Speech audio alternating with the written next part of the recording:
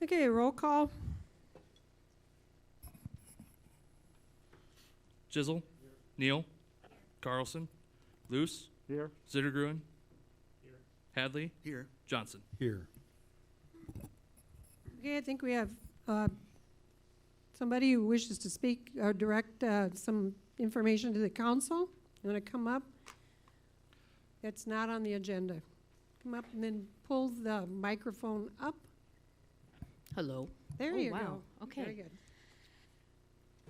It's my first time doing this. That's okay. Okay. So So, please say your name and your address. yeah, my name's Lori Meinholtz. My address is 207B East Water Street here in Decorah.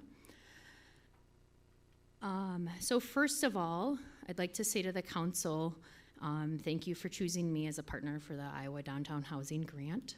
I really appreciate that. I look forward to working with you on the project. I'd also like to say thank you for hiring an inspector and adopting a code for contractors to follow. I think it's really important for the future of the city. And I wish it had been in place 30 years ago, because I believe many of the things I'm having to fix on my building are because of a code not being in place in the past. I do think we need to have a code and an inspector to force those codes. I just think we have a few hiccups in the process I'd like to bring your attention to.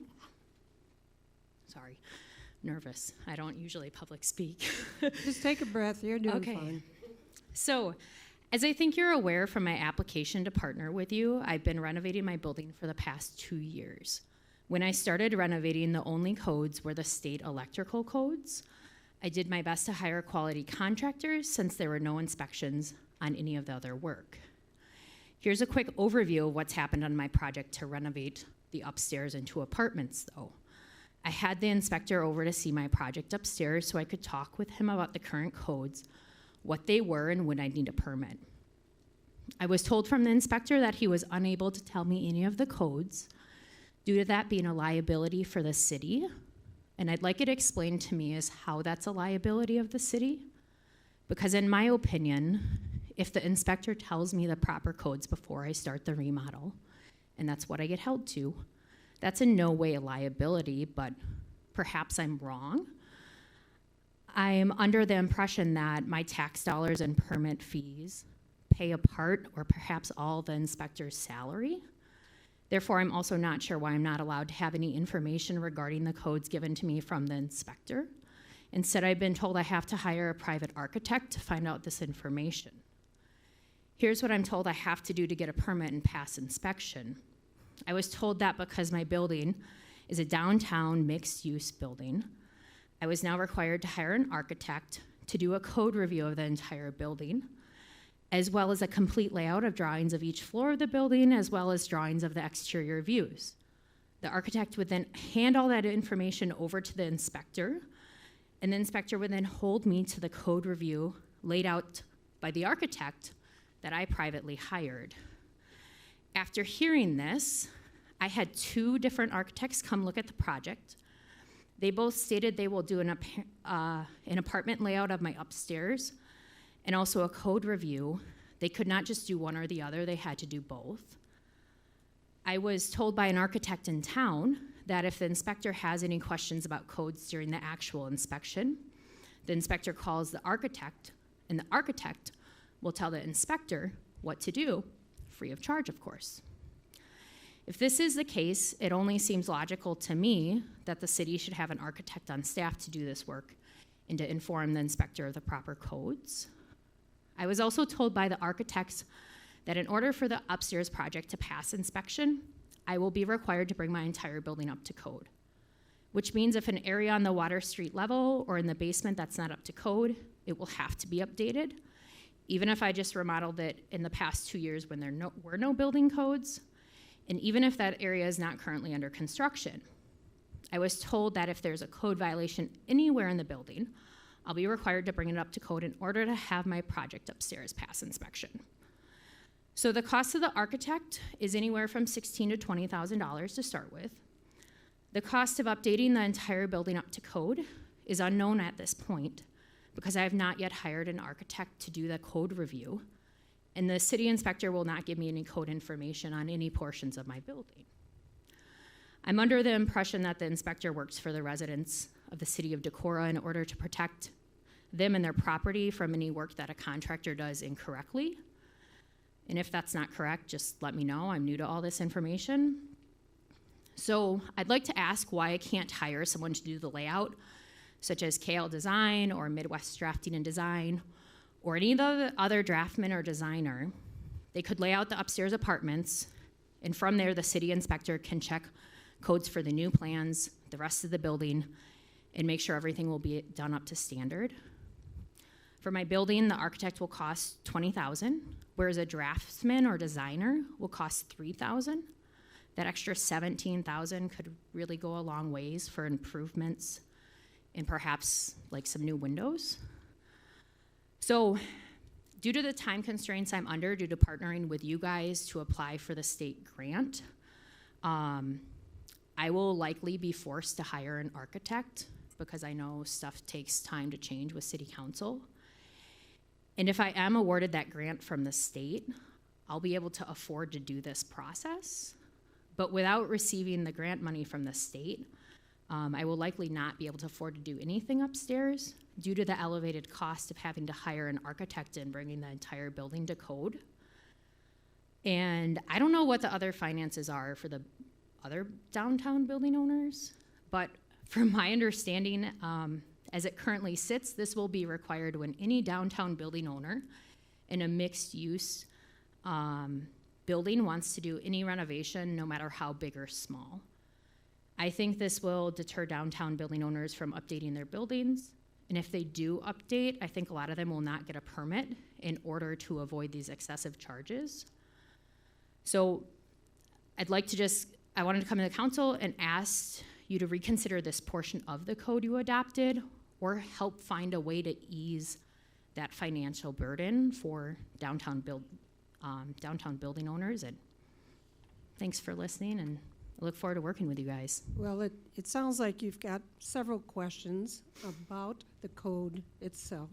Mm-hmm. And I guess I'm going to go back over to Travis as far as when somebody has questions and needs some of those answers. Can you give some guidance on that? Yeah, so when questions come up regarding Okay. code itself, that's what, when Lori and I had met about, she had some questions over code and why these requirements were being required of her versus current building owners, and that it was serving as a, as she pointed out, can be considered costly and almost a barrier to certain projects happening. So that's why she's here today, is to address the code section. And if council wants to change sections of code, what that looks like, I don't have an answer for you off the top of my head. That is sort of what needs to be done as far as delving into some of the issues that she's talking about.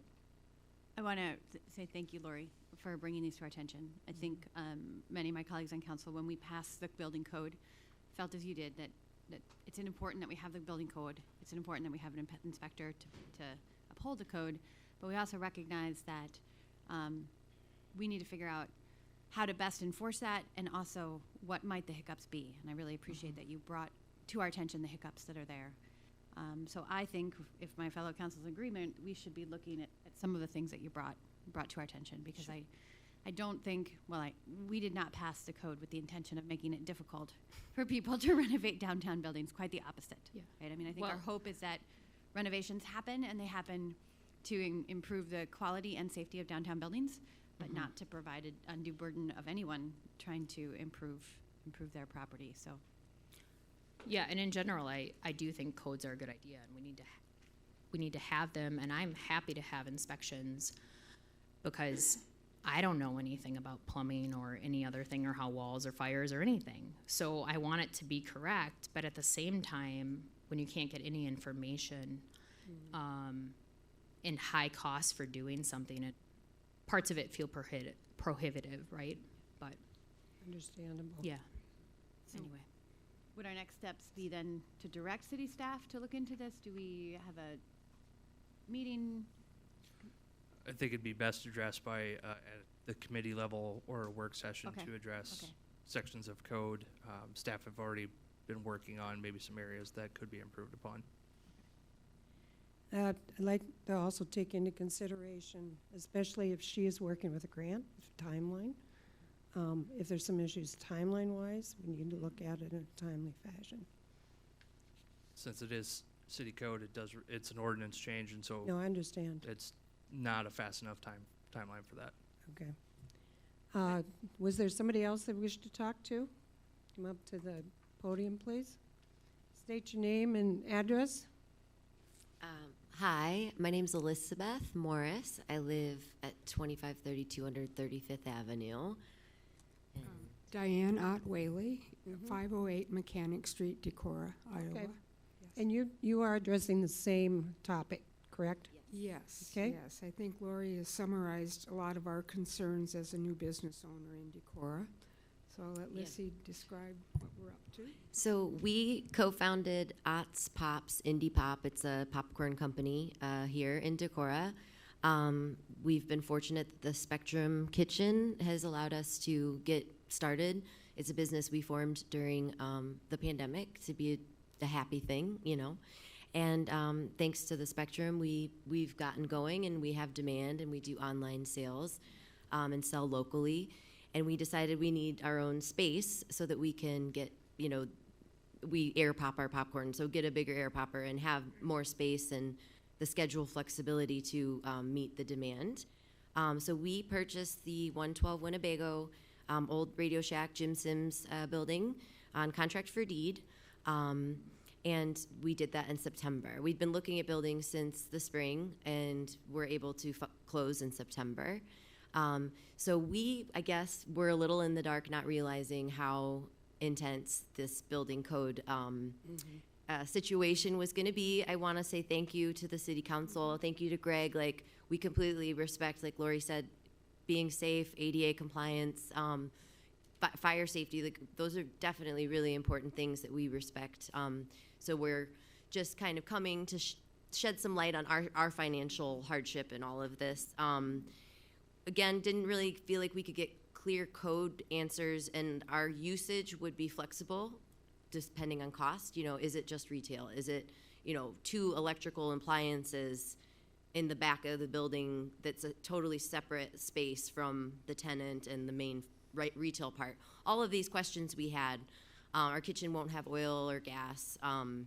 So we had all these questions, and basically it's like we couldn't get the inspector couldn't give us necessarily advice, and I understand, you know, limited resources, didn't want to take on the liability, but the architect also said, well, if you want answers, you have to hire us. So, you know, it'd be $9 grand for the architect, potentially 30 grand for sprinklers.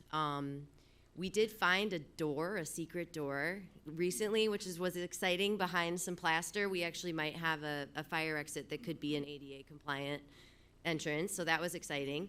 But prior to that, you know, 10 grand on a new vestibule, which would also impair the historic register of our building being historic. So it's like, if we have to spend $50,000 just to get to code, and then some, I'm sure, like, we can't get a loan to do anything with our store, you know. So it's kind of like, anyhow. But yeah. Diane has more thoughts on that. You summarized exactly. You know, we wanted to buy a historic building because I love, as you know, I'm co-founder of Seed Savers, and that's been our mission, is historic preservation of seeds, but also, you know, of buildings. So we were really excited and happy to be able to, you know, purchase this building. But the bank was also surprised at what we were having to deal with, because our loan, we were going to get originally, would just cover the architect and the sprinklers. Not even before we pounded a nail in, we'd have $50,000 in the building. And that was very surprising to us, and needless to say, discouraging.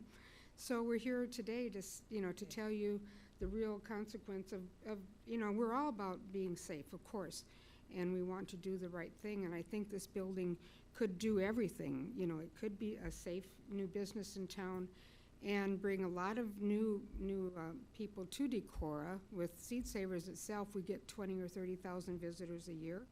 So obviously we're gonna sell seeds in the store and popcorn. So we'll do some cross-marketing. So I know that we'll get a lot of new people into town. And I think we were hoping to be a model too, like buy a historic building, turn it into a creative business. And then it sort of, now we feel like we're kind of being punished because it's an older building. And, we can do a demolition on it, which we have. We've already made it a lot safer and cleaner. So we have it all ready to know what the next step is, but we just needed our kitchen, a popcorn kitchen, and a place to sell our popcorn. And so we're here tonight just to tell that story about how we've, with the consequence of being, and I totally, agree, as Lori said, we all agree we need safe housing and stores in Decorah. Well, I appreciate both of you entities coming to the city council, because that's how we can work through some of the hiccups, like you Right. said, and be able to make it more, how should I say, applicable, or also understandable as far as what needs to be done, what doesn't need to be done. Travis, anything on your end? Well, actually, I was just bouncing something off John here, so don't hold us to this. We're still, Well, you might want to wait if that's what you're going to. but no, I think we have a potential solution. As it was pointed out in these downtown historic buildings, there's some high costs associated with bringing things up to today's code. These were built over 100 years ago. And so there might be an avenue that we could explore, possibly under zoning, that we create an overlay, what's called an overlay district. So we identify a specific area within the community. It doesn't have to be just C3. It doesn't have to include all of C3. We don't have to create a new zoning classification with rules. You can create an overlay district that says, within this defined zone, much like C3 doesn't have minimum parking requirements, we can say within this zone, these are the building requirements that are going to be in place. Or we're going to have International Building Code, International Plumbing Code, all of those, except, and list exceptions if there's things that within the code we want to pull out.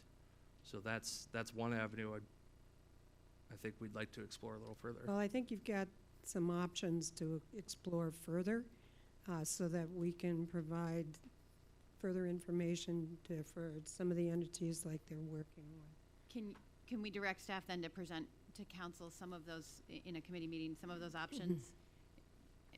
I don't know what a good reasonable time frame is, but I imagine you guys want to get your building up and ready to go before Yeah. I season think we hits in the feel like spring. we'd be willing to wait if we did spend $50,000, and then you were like, never mind, we don't have to do that anymore. No. I mean, I want to be to wait. timely in this because I think both of you are probably looking to get moving on projects. So. Yeah, we would like to, ideally. Since it is public comment, there's not an action item Oh, that can be got it. defined. However, I kind of operate under silence as affirmation, and so unless several council members want to speak out, and that doesn't have to be now, it can be later down the road too on, we don't want to go that route. Otherwise, we'll just start working on that. Could you clarify for me, Travis? I actually have been under the impression that we're not supposed to have much substantive discussion in response to these public That comments. is correct. All right, so Yeah, I've it's been supposed to be keeping my, public comment where they talk and we the listen. Right. council listens. And that's why I'm hitting it back. But I do want you to know we hear you, we are listening. Yeah, thank you. And I just had two more things I wanted to add. One just being not only for us, but we think our store is going to be a tourist attraction, and maybe we're tooting our own horn, but we think it's going to be not only good for us, but good for the city. And I would think that if we knew what we were going to face, we would have probably not wanted to buy a building. And I think other people who are energetic and unique and want to keep Decorah vibrant would be deterred of wanting to revitalize these old buildings because of that. And also the whole sprinkler thing, I don't think there's even anyone in Decorah that does sprinklers. So that's another thing too. So, Okay. yeah, thank you Well, though for your thank you. time. Thank you. Thank you and very also- much for coming Yeah. forward. Yes, You're thank you welcome. so much. Thank you. We appreciate it. Okay. Thank you. Merry Christmas. Merry Christmas to you too. Okay. Yes. Is it in relation to anything that's not on the agenda? Not related to the agenda. Okay.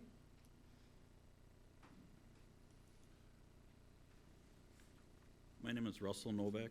You can pull that up. 236 Grandview Road. And first, I want to say Greg's been awesome to work with us. We've been evaluating our options as part owner of the new bowling center that we'd like to remodel, look in addition other pieces. But, you know, Greg's brought to our attention the code requirements and the requirement to hire an architect. We're looking at an expense of somewhere north of $70,000 to remodel, or to hire an architect to remodel the building, which is making us think twice about making that a better facility.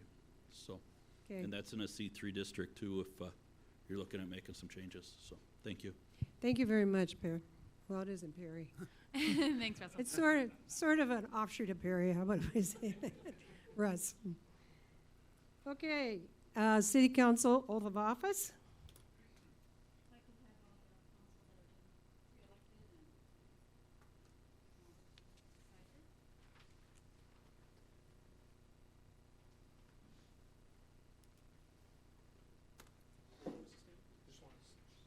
Right here? Yeah, that's perfect. Steve's got his memorized. I do not. We're gonna do this all together. Okay. So just read along with it together and then just insert your name and also your report. Raise your right hand.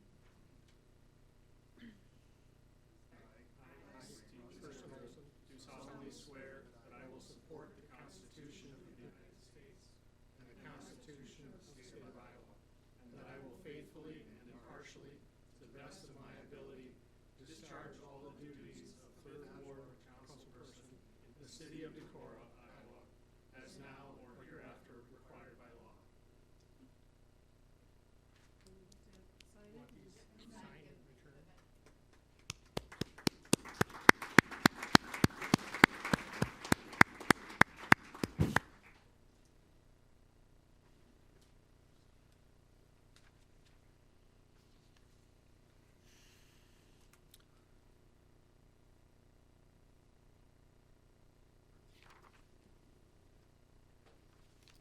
Very good.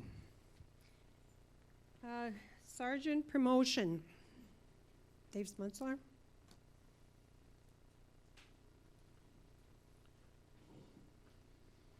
The moment we've all been waiting for, the reason I know we're all here tonight. Tonight we celebrate the promotion of sergeant within our police department. This is kind of a different badge pinning ceremony than we usually have. I'm going to ask our supervisor staff to join me up here. Sergeant Mandy Groth, Assistant Police Chief Brent Parker. I think it's only fitting that as we welcome somebody to our supervisor ranks that we do it together. People outside of our profession may ask, why do law enforcement agencies promote officers to sergeant? That answer is a simple one. We do it because they've proven themselves as competent officers.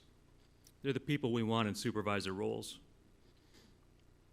They're role models, they're mentors, they're people we want in charge of situations when they come up. We go through a promotional hiring process, interviews, a written test, and the things we're looking for, we want somebody that can lead by an example, someone that has a strong communication skills, strong work ethic, and they have to be a problem solver. Today's a big day for us. Today we celebrate the promotion of Decorah Police Officer Dustin Van Gundy from police officer to patrol sergeant. Dustin, I'm going to have you join me up here. We hear a lot today about leadership in law enforcement. That term is often overused and or misused. Many people frequently confuse being in charge with being a leader. Just because one may hold a rank or a title doesn't mean that one is fit to lead. Dustin, you've exhibited traits that we want for a first-line supervisor. You're a hard-working police officer, you're an asset to our tactical team, and you're very highly thought of by our patrol officers and our supervisor staff. I want to thank you for the work that you do for our police department. It's with great pleasure tonight that I get to award Dustin his sergeant's badge. Dustin, I know you're going to be a great leader, and you understand the importance of what a sergeant position is in an agency. Dustin's chosen to have his son Dakota pin his sergeant badge on him tonight. Dakota, I'm going to have you step up. I'm going to have the whole family come up. Danielle, Dustin's wife, Daxton, come on up. Dustin wouldn't be here if it weren't for Danelle anyway, so you might as well bring her into it. You go ahead and pin the badge on.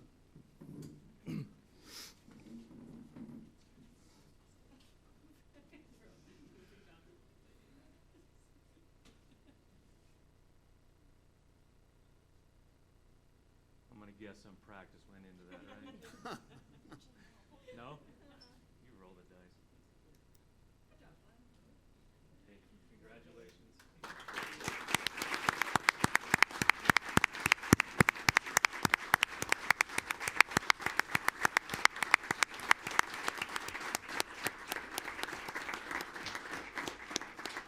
I'm going to give you a couple pieces of advice from an old sergeant. Number one, you can no longer roll up to an incident and say, "That's a mess, I'm calling a supervisor." Number two, next time you walk into the squad room and an officer says, "Hi, Sergeant," don't get nervous looking around thinking, "Where's the sergeant?" That's you. But on a more serious note, remember you're always a role model. The minute those sergeant stripes go under your uniform, people are watching you. Communication. Real leaders communicate. They talk to everyone. They keep their peers and their supervisors informed. Learn to coach and mentor. Allow officers to work and to lead. It's not your job to find people doing things wrong. It's your job to coach them on how to do things right. Transitioning from a peer officer to a supervisor is a tough transition. Your success is going to be largely dependent on your effort, your attitude, and your patience. And congratulations again. Thank you.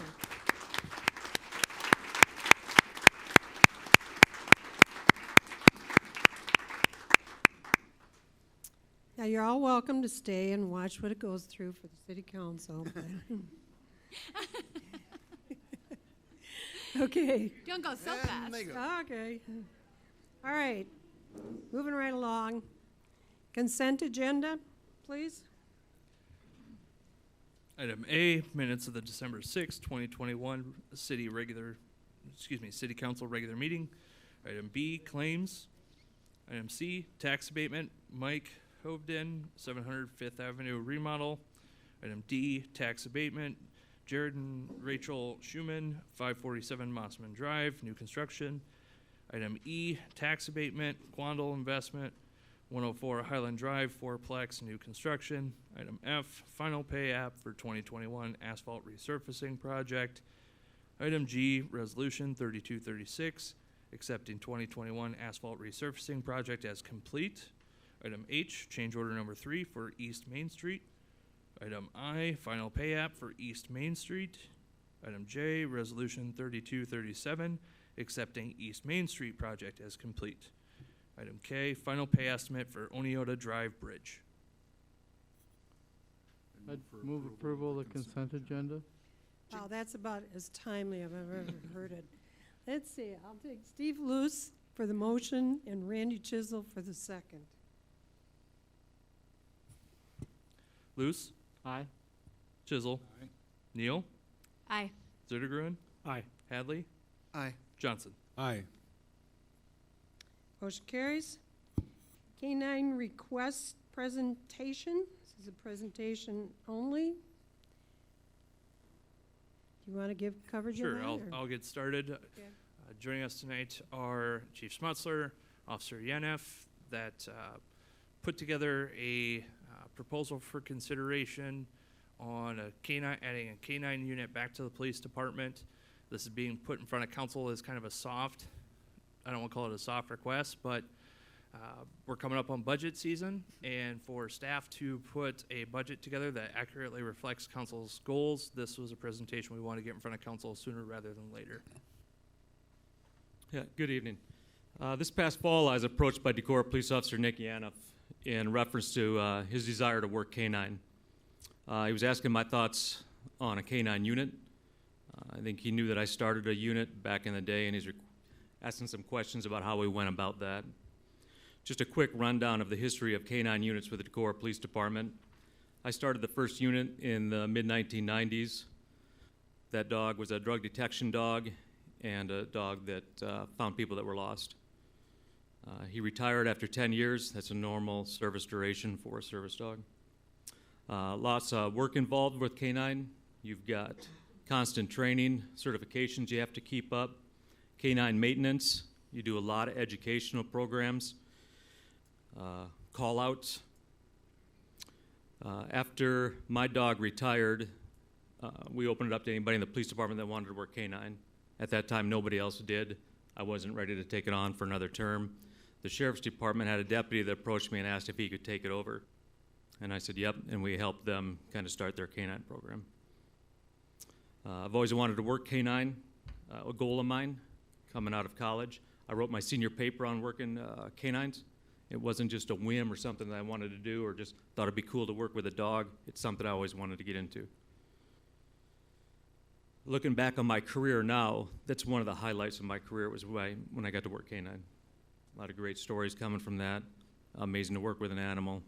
I love that part of my career. Canine unit does a lot. It speaks well of a police agency. It shows that you have varied departments, specialty units. It speaks well of a city and community to say that we have a canine unit. It's a kind of a stand against narcotics in a community. It puts the message out there to those that deal in narcotics that we take a stance in Decorah on illegal narcotics. Officer retention, which is paramount right now. People aren't leaving our agency to go work canine if we have a canine unit. I can honestly tell you that I don't know what would have happened if I would have talked to my police chief and he said, you'll never work canine in this department. I don't know if I'd be here right now. Great public relations item. We need that now more than ever. When I was working canine, we did all sorts of educational programs. We were contacted by the Decorah Public Library. I don't know if you were there at that time or not, but we assisted one time with a summer reading program. Our dog did. Yeah, So more than just narcotics detection. I know some people may say there's already a canine unit within our county. It's not unusual to have more than one canine unit in a county. I know that Winnebago County, I believe, has multiple, both city and county dogs. Fayette did the same thing. I think they were up to about 4 dogs. After speaking with Officer Yanoff, I told him the same thing my chief told me when I told him I want to start a canine unit. I said, you do the research, you budget it, you put it together, and you come back and talk to me. Officer Yanoff did all that. I'm not going to go over what his statistics are. He's going to do that himself. But looking at the numbers that he's generated, I believe it's financially possible. It's not going to be a drain on the general budget. We're doing all we can to keep the cost down. I'm not going to come to you and say, give me a canine unit. It's going to cost a lot of money, but you ought to give it to me. We're not doing that either.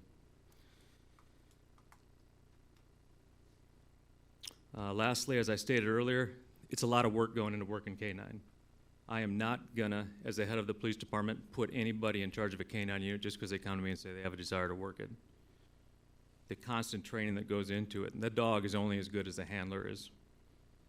The maintenance of the dog, the call-outs, which disrupt your personal life, and the public programs we're gonna have an officer go to. I feel very strongly that we've got that right individual with us today. So Nick, I'm gonna turn the microphone over to you.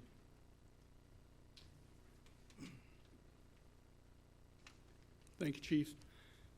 So, first time doing this as well.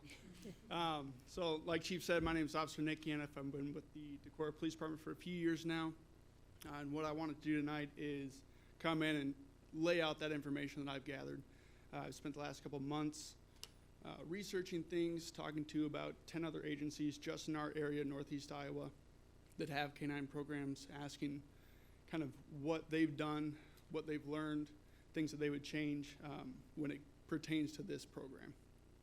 So thank you for letting me come and speak with you tonight and hopefully answer any questions you do have or may have. So first off, talking about why we as the police department and why I as a police officer wanted to start this program, restart it. Personally, I love my job. You can ask friends and family, are you surprised Nick's a police officer? They say no. And then you could ask him again, would you be surprised if the thing that he wanted to do above anything else is work with the dog? They'd say definitely not. I have a big passion for dogs as well. And so that's another big reason why I'm here today. But it goes beyond that. It goes into working with the community. I'm the DARE officer here in Decorah. So I go and work with St. Ben students a couple months out of the year, and I work with Decorah middle students as well. And I want to incorporate that dog into those programs. but I'll talk more about that in a little bit.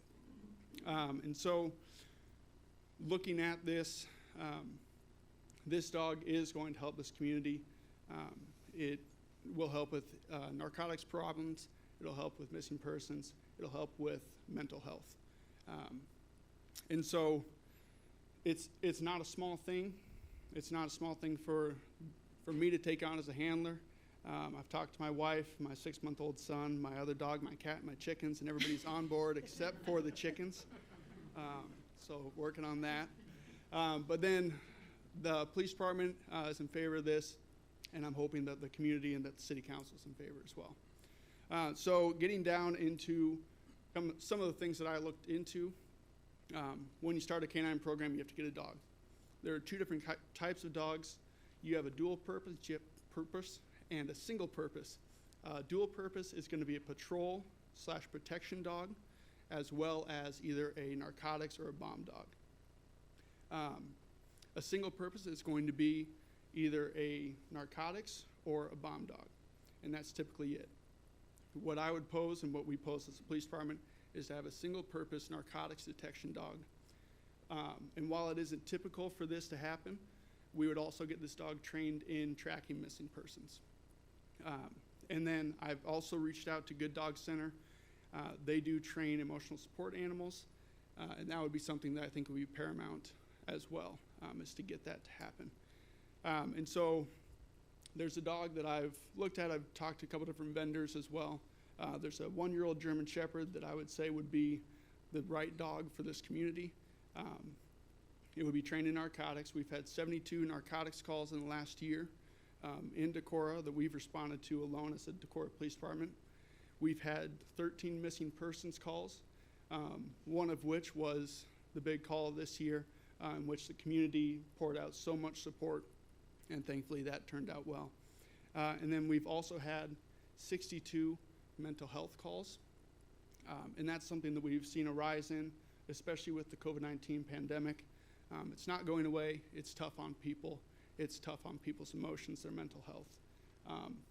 And being able to use that dog as a mental health dog, a therapy dog as well, will be huge. And then finally, one final statistic is nationally, we've had 154 officer suicides in the last year. And that kind of goes into, this dog isn't only for the community, isn't only for one police officer to find support with, but it's for our police department as well. It's not an easy job.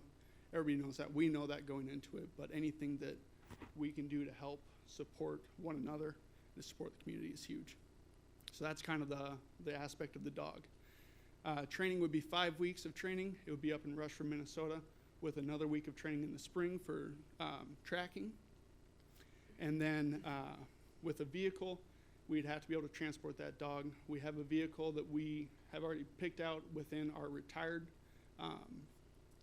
vehicles, so we're not going to take money out of our fund to completely purchase a new vehicle, outfit it. That would be extremely expensive, and we have a vehicle available right now that is a solid vehicle. I mean, Trusty 2, we call it. It's trusty. So we have that vehicle available.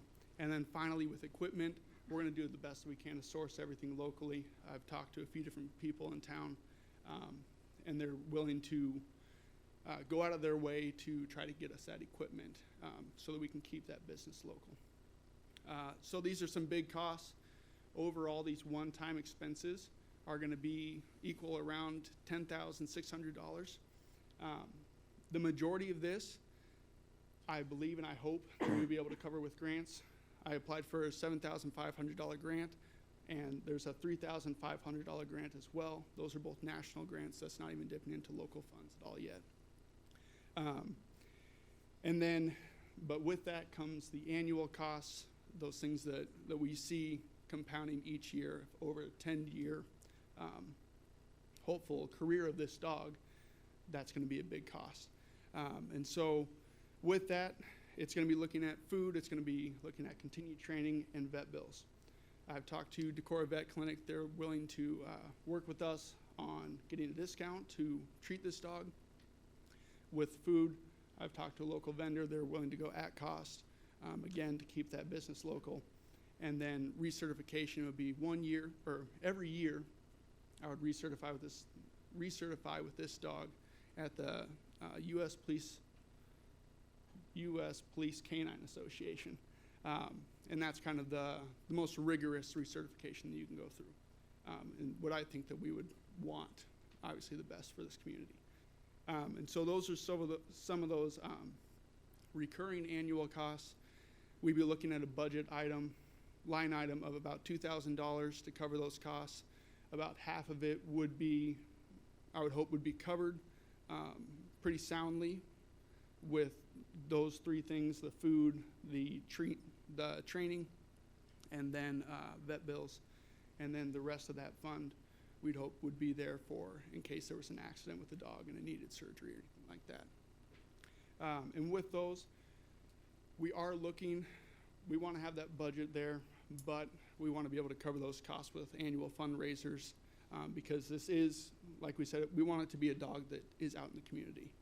I want to take it into the schools. I want those kids to be able to be around the dog, to feel supported, to feel safe, and for the community to be able to, it's the community's dog. And so I think that would be a big thing as well. And having that public support will be huge. So what we're looking for is we're looking for your approval to go forward with this, to get that dog, and to make it a Decorah dog. So thank you. If you have any questions, I'd do my best to answer them. Chief and I will. If we don't have the answers, we will find the answers for you. I have a question about dual purpose and single purpose. So why, if you can do all those things, we call it a single purpose dog as opposed to dual purpose? Yeah, and I couldn't tell you exactly the reason why they came up with those two terms. But a dual purpose is, it's not only, they say it's a patrol, it's either patrol, narcotics, or a patrol or a detection dog. A dual purpose is going to be both patrol and detection.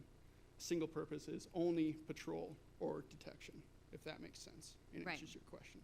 Well, it does. It just sounds like in what we're going to have our the dog do, it seems like it was dual purpose in terms of.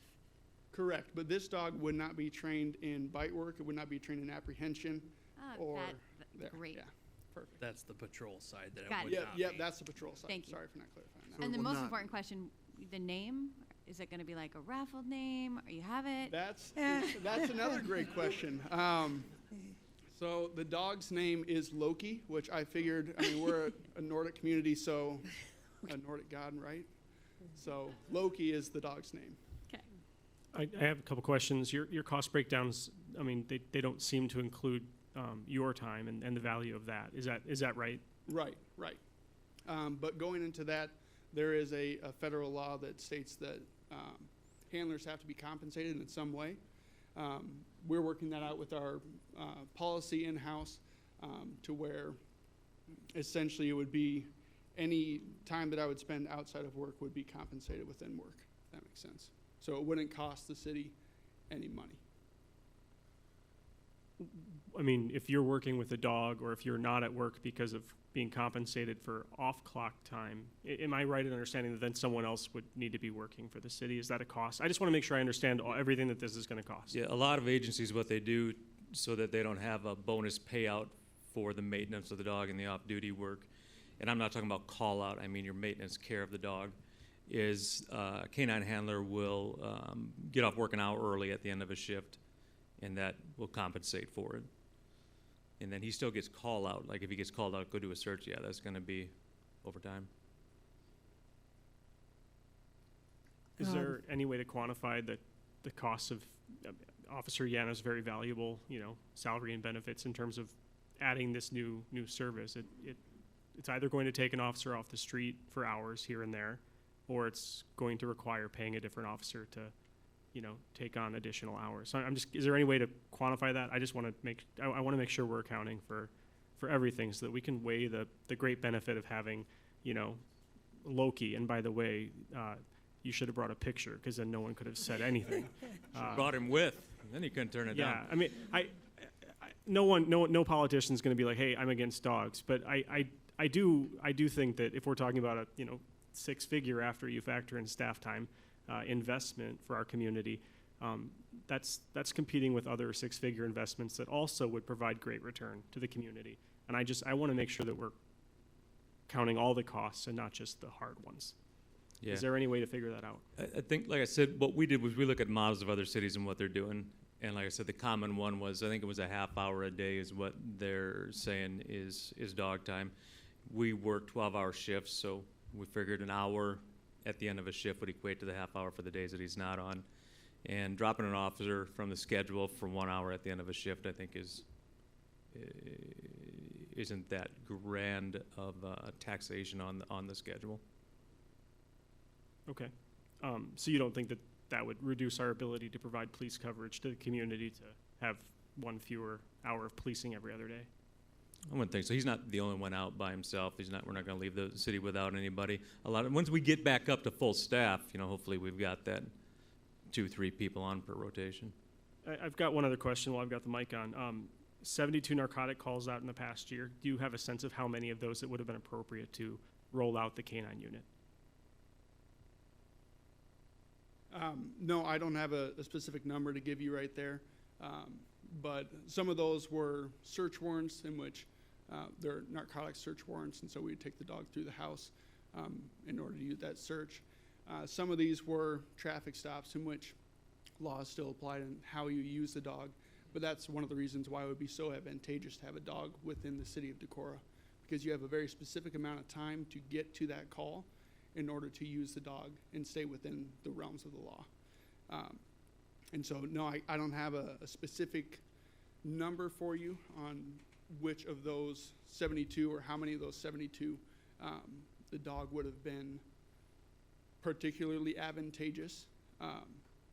So, no, I don't have that specific number for you. If I may, go ahead. Mayor, something ahead. that might be worthwhile pointing out, Officer Yanef, your schedule is rotating block. Is it 6A to 6P or 7A? 7A to 7P. 7A to 7P, and the sheriff's Canine unit is overnights, correct? Yeah, I believe that deputy works. I want to say, I'm not sure what. He might be on 4 to midnight. What I'm getting at is if one of the concerns that I would also share the same concern is if the sheriff's department has a Canine and we've got the overlap, what's the need from the city perspective? The two are working fairly different schedules, that there's not going to be as much overlap. That's helpful, Travis, because a question I was going to ask, but then I couldn't figure out how to phrase it as a question, is just to observe that, we already, as Decorah residents, pay something for Canine units. I mean, about 25% of Winnebago County's tax revenue comes from citizens in town. So we already are sort of investing something in Canine coverage, and I want to make sure that we're not duplicating coverage that we are already paying for. Oh, follow up to that, if you do need it during the day and you call the Sheriff's Department for McCoy's services, do they show up? Have they ever denied you the use of Officer McCoy?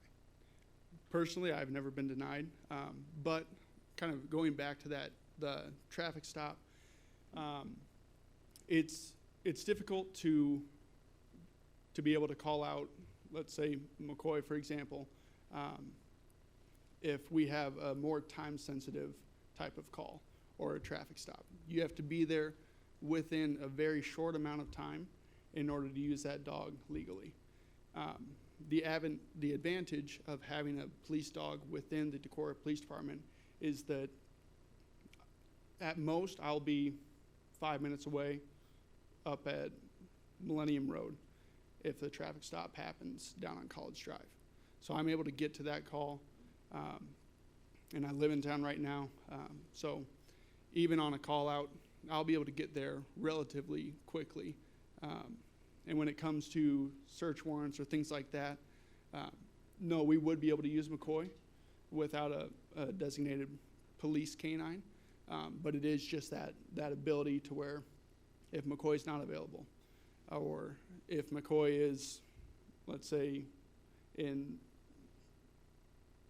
the southern part of, or the northern part of the county, it's all has to do with time. Is there such a thing as an emotional support dog? We with 63 mental health calls, you know, it's a telling number as well. And with that recent situation at the apartment complex or whatever it was, where the person was heavily agitated, or domestic dispute calls, which are, I believe, potentially more volatile and violent for an officer responding. Is there a dual purpose? Could we, if we already have a narcotics dog in Decorah, could we train our dog to be a diffused dog, and then do a 2080 between the two, and have the 72 narcotics calls handled by their dog, and have a help people that are in crisis dog? Right. I think that's a great question, and I think that it still goes back to if we were to get this dog, we want that dog to be able to provide many different functions. And being able to have that narcotics detection, those missing persons tracking, as well as the therapy, the emotional support. I think the more that we're able to give with this dog to where it would still be a function for the city would be nothing but advantageous for us. And it still does go back to time limits and whether the county's dog would be available. Because it still also goes back to that dog is tied to that handler. And not to say that there won't be times where I'm not available, but there will be times where this other dog's not available. And that's on those calls where time does not matter, if that makes sense. But those time-sensitive ones are going to be the ones where, and those are the majority of those calls. I would just think that mental health would also be a time-sensitive issue. Right. And that right. since it's a focus for their department and community policing, I just wondered if that was a possibility to have that as an asset versus duplicating an asset, kind of like SRT. Right, right. Yeah.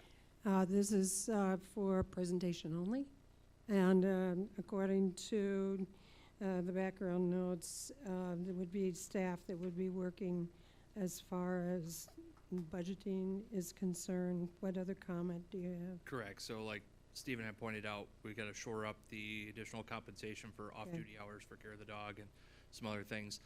The intent was to be able to get this presentation in front of council, gauge interest, come up with, if council has other questions of staff, we can get those questions to staff to prepare for again.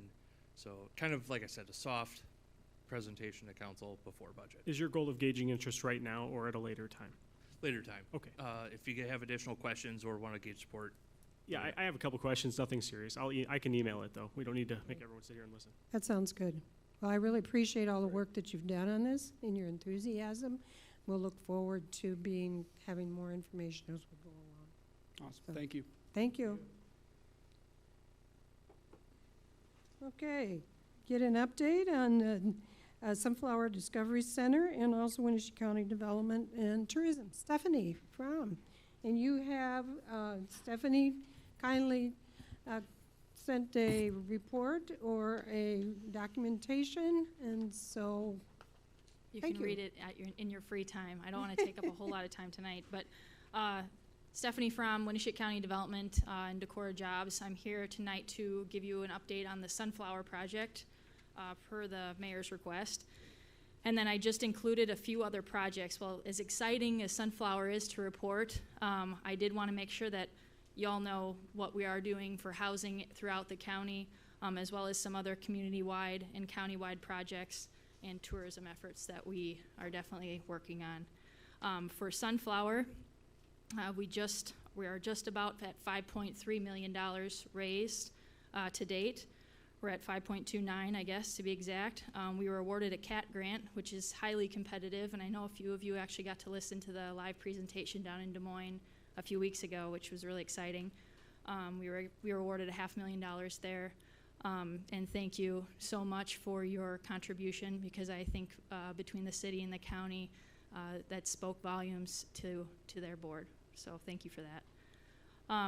Just some other funding updates. Our fundraising committee is continuing to, okay, there we go. To fundraise, and we'll be pushing through the end of the year and into January. We had a large grant due in the last week that was to the tune of $1 million that we did apply for and submitted. We have 3 more that are due by the end of January to the tune of about $2.5 million. So we're definitely getting there. Construction documents should be getting worked on here in the new year. Our goal is to have them finished up by April and letting for bed shortly after that, and hoping to break ground as soon as possible. So that's all I have for that. I know I handed this out kind of late. I did work on this afternoon, so I wanted to make sure that all of you had enough information to be able to see what development is doing and working on. You know, some of the things that I probably would mention is that we are actively working with developers that are looking to come to the city and the county. We do have sort of a list of developable properties that would be used for that single-family residence. We've been working with Echo, and they've been starting on their second building, which is really exciting, both of which I know the council was very heavily involved with when that first started in 2018.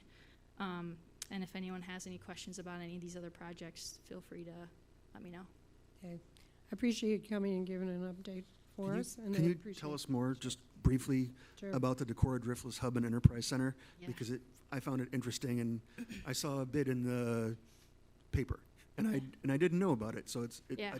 I'd like to know more. So a few months ago, it was one of the Build Back Better grant applications. We were invited to participate because we had a couple of years ago looked at doing an enterprise center up at the Northwind School building, which is kind of an incubator for multi-uses for businesses, specifically food producers up there, because of the amount of green space that would be available.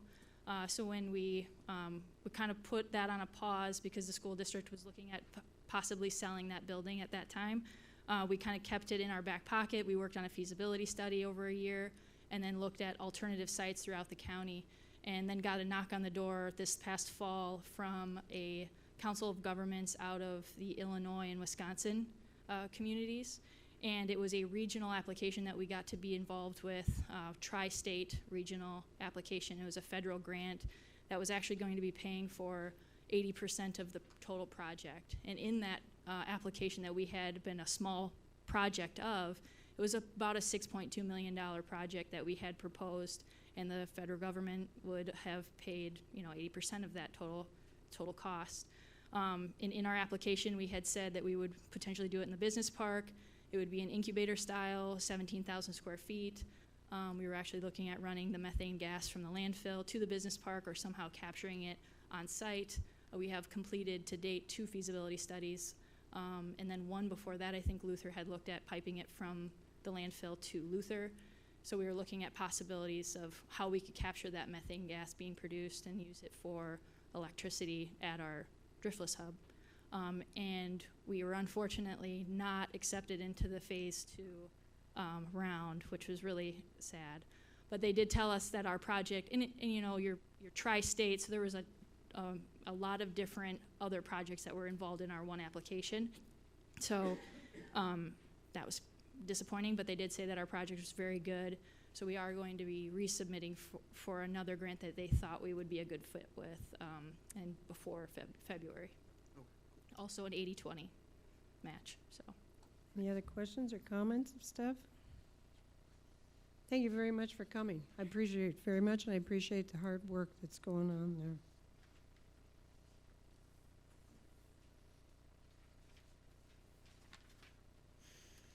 Okay, conduct public hearing concerning 2324 Sweet Parkway Road from commercial to multifamily residential. Travis, can you give some background, including a timeline of how this is developed? Sure. So Planning and Zoning recommended approval to council of the rezoning request, C3 commercial, or excuse me, C5 commercial to R3 multiple family. Last month, council establish public hearing for tonight, which is where we're at. This is required by state law. And during the public hearing is the time for the public to get up and state their objections or support of the project. Staff has not received any written objections to date, and I know the mayor was a recipient of a few emails if she wants to talk about those. Okay. Yes, I received 11 emails or contacts in favor of the project. I'm going to open the public hearing. If people want to get up and talk, please come up, give your name and address, and we'll see how many go, how it goes. So, going to open the public hearing. Thank you, Mayor and Council. My name is Ken Vandenberg. I live at 504 Terrace Street here in Decorah in the 2nd Ward.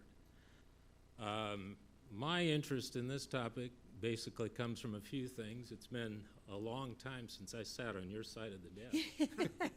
But I did that for several years, and I have a pretty good idea of what goes into the decisions you have to make, and I appreciate that. I also have another interest because I was on the Decorah Jobs Board for a long time, and I was there when we took the vote to establish and purchase the current business park. And I emphasize the word business park for purpose. I am not, however, on the Decorah Jobs Board now, so I am not speaking for Decorah Jobs, okay? I want to make that clear. But I still have a passionate interest in this. In a little review of history, which I'm sure you know, in '99, the park was purchased. Somehow we scraped things together and got things rolling. I still remember the first sign that we planted, and it was in the building on the property that you're talking about rezoning. It was a day much like this, except the wind was blowing 25 miles an hour, and it was very cold up there on the hill. But we got started, and there are people in this room who worked hard on those projects as they came along. I think to date we have about 11 or 12 businesses in the park right now. Lindsay, for sure, over there in the back, he recognizes what went into it because we fought for years to get utilities up the hill. We wrote grants. We did everything possible. It was kind of a turning point, I think, in the community because we had run out of space. We needed space. We're competing with every other community in Northeast Iowa and in the region to attract business and industry. So it's a very competitive business. Anyhow, we purchased the park. History is history. The city was instrumental in helping. The county was instrumental in helping. It wasn't just a Decorah Jobs project, but there was a lot of work that went into that. I heard some terms here which I just love. Somebody said, code is really important. Zoning is really important. I heard preservation is really important. To me, preservation of zoning is really important as well.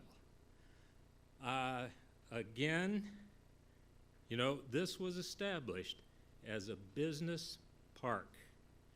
Years ago, when I was on the council, and hence from then, you know, we'll hear things like, well, that's a spot zone.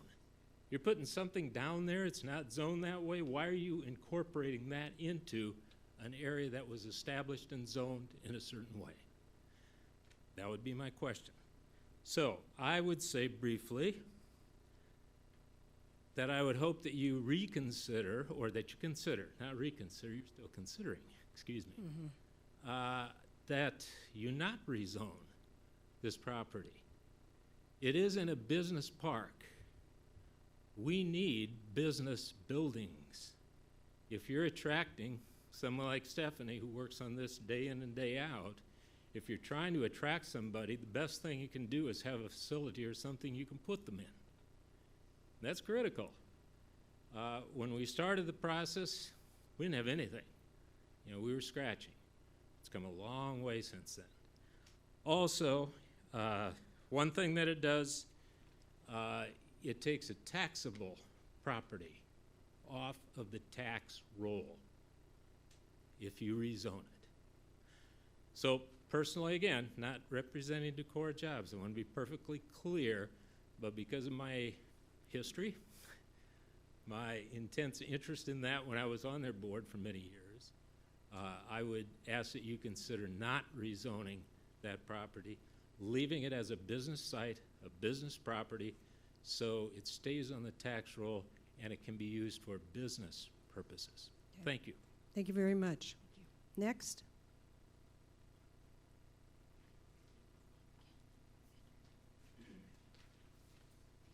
Hi, Martin Refsall, 308 Day Street in Decorah. And I'll also preface that I'm on Planning and Zoning. I'm not here as a representative of that commission. I'm here speaking as myself. So yeah, I basically have 4 points to make here. I'll come to the conclusion that I, too, am encouraging you not to vote to rezone. First of all, the city has invested millions of dollars in the development of the business park in order to lay the foundation for long-term economic development. If we abandon the commercial intentions of business park, all that investment really is for nothing. And I think it's important to look back at investments made specifically in 2014 when the City Council approved, first of all, a $2.9 million bid by Skyline Construction to extend the water and sewer utilities to the business park. That same year, Council also approved unanimously a 10% property tax increase to pay for the utilities extension. So it's safe to say we all have skin in the game here. All of our taxes have gone up because of this business park. Second, on the subject of property taxes, churches generally don't pay them. So in this specific instance, like was mentioned before, the city would be losing a source of tax revenue. I think it's worth noting that in 2020, this property paid about $29,000, and over the past 5 years, it's totaled about $137,000, so not insignificant numbers. The third, this is a very slippery slope. It's been argued that this doesn't qualify as a spot zone because of the nearby apartment complex to the northeast. So it's pretty easy to see if someone wants to build, say, a single-family home at an adjacent property a year from now, that precedent has been set. They could easily argue that the council has given its tacit approval to allow conversion of business park property to residential. Finally, this may seem a little more far-fetched, but if the slippery slope trend were to continue, and in favor of more and more residential zoning within the business park, it's worth noting there are very few alternative locations for large-scale commercial development in Decorah that aren't going to be highly controversial. If you think about, for instance, a floodplain and a company like Menards coming along, that's going to be a pretty big controversial issue. This is why we have the business park. So I'd urge you not to dilute the value of it by arbitrarily rezoning properties within it to residential. Just to summarize, I appreciate this is a difficult decision, but I think, and I hope you agree with me, that voting not to rezone is going to be in the best interest of Decorah in the long run. Thank you. Thank you. Next.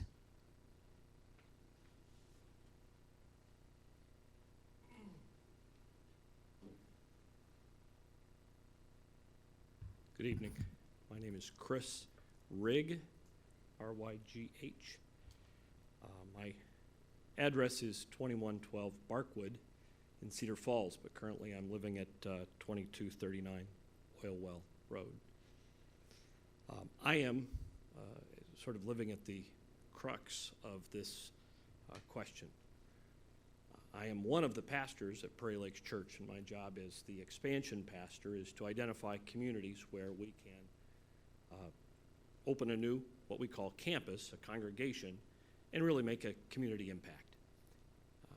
The church is 160 years old. We have our roots in the Swedish Baptist tradition, but for the last 10 years, we've sort of altered our model and have been launching these sites around the state of Iowa in communities where I think we've shown we can really add some value, not only spiritually, but also in terms of sort of raising the temperature of mental health and connection and volunteering. And I think our track record is pretty solid in communities like Grinnell and Fort Dodge, Osage, New Hampton, Independence. This very question of zoning is not new to us. We have purchased property in 7 Iowa communities. The last 2 in New Hampton and Independence, we faced an identical problem. Now, we couldn't deal with the problem until we'd purchased the property, because you can't be asked to sort of zone things willy-nilly. Maybe if a customer is going to maybe buy a purchase a property. I mean, we have to let the process play out, at least from our perspective. And we were confident that the city had several legal remedies. There are some options in terms of how we deal with this, whether it's a zoning, whether it's a variance. But we were, confident that having identified a piece of property that works perfectly for our unique model of ministry, we could work side by side with the city to resolve the zoning question. The business park is a little bit of a patchwork right now, and frankly, that's what appealed to us. There's a humane society, U.S. Department of Agriculture, our new neighbors are the extension office. We've got Toppling Goliath across the street. That's the business that we used really to launch our church this last year. And just to the north is this beautiful new high-rise that's going to be filled with people with needs. So from our perspective, this is a piece of property that's ideally suited for our unique model. And knowing that there were several remedies available, we were confident that we would be able to navigate this, as we did, as I said, in Independence and in New Hampton. So while I understand the trade-offs, if our only currency is tax dollars, bummer. But I don't think that's our only currency. It's not the only currency that you, as a council, gauge success. I mean, you're also evaluating value in terms of quality of life and the way people are interacting with their neighbors, and the way that nonprofits like us can come alongside a community that is progressive and healthy and actually work together. There are some really well-managed nonprofits in Decorah, right? A year from now, I hope Prairie Lakes is among the top tier. We pride ourselves on being operationally efficient, but missionally effective. And when it comes to, actually helping families be healthier, that's our mission. And that's where I think you're going to be able to see some value. And how you can put a price tag on that? Well, I don't know. Currently, there are 18 other communities, people on our list that have made a pledge to Prairie Lakes Church and coming weekly to Decorah for worship. Folks from 18 other Northeast Iowa communities that are going to be coming in and not only attending our services, but staying for lunch and buying their stuff before they return home. That's significant. And, when we candidated staff a few weeks ago, we were able to talk about Sunflower.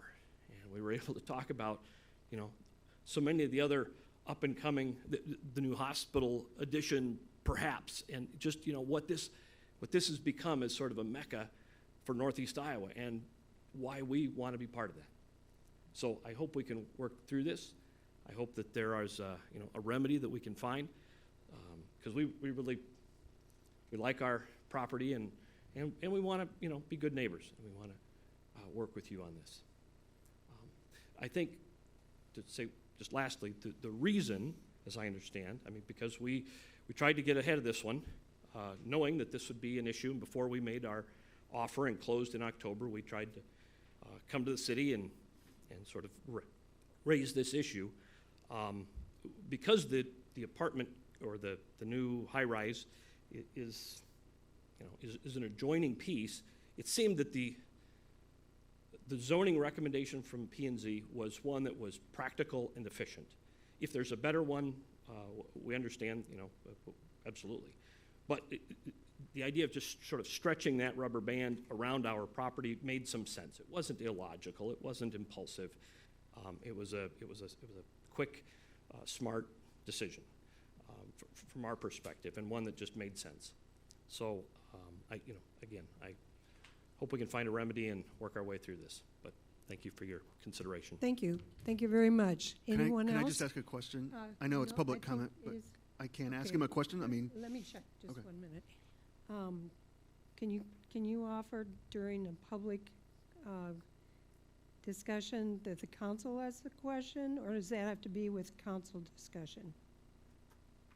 I just want to read I think we out. have in the past, just for Okay. efficiency's sake. I mean, it should be, I think it's up to your discretion if you just Okay. want to hear from the public before you have the council ask questions. Okay. Or I think that's at your discretion, Mayor.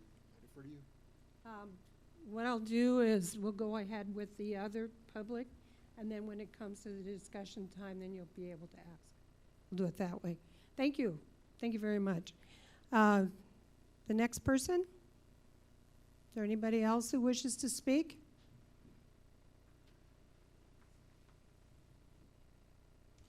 Janelle Pavlovek, 1102 Nordic Drive.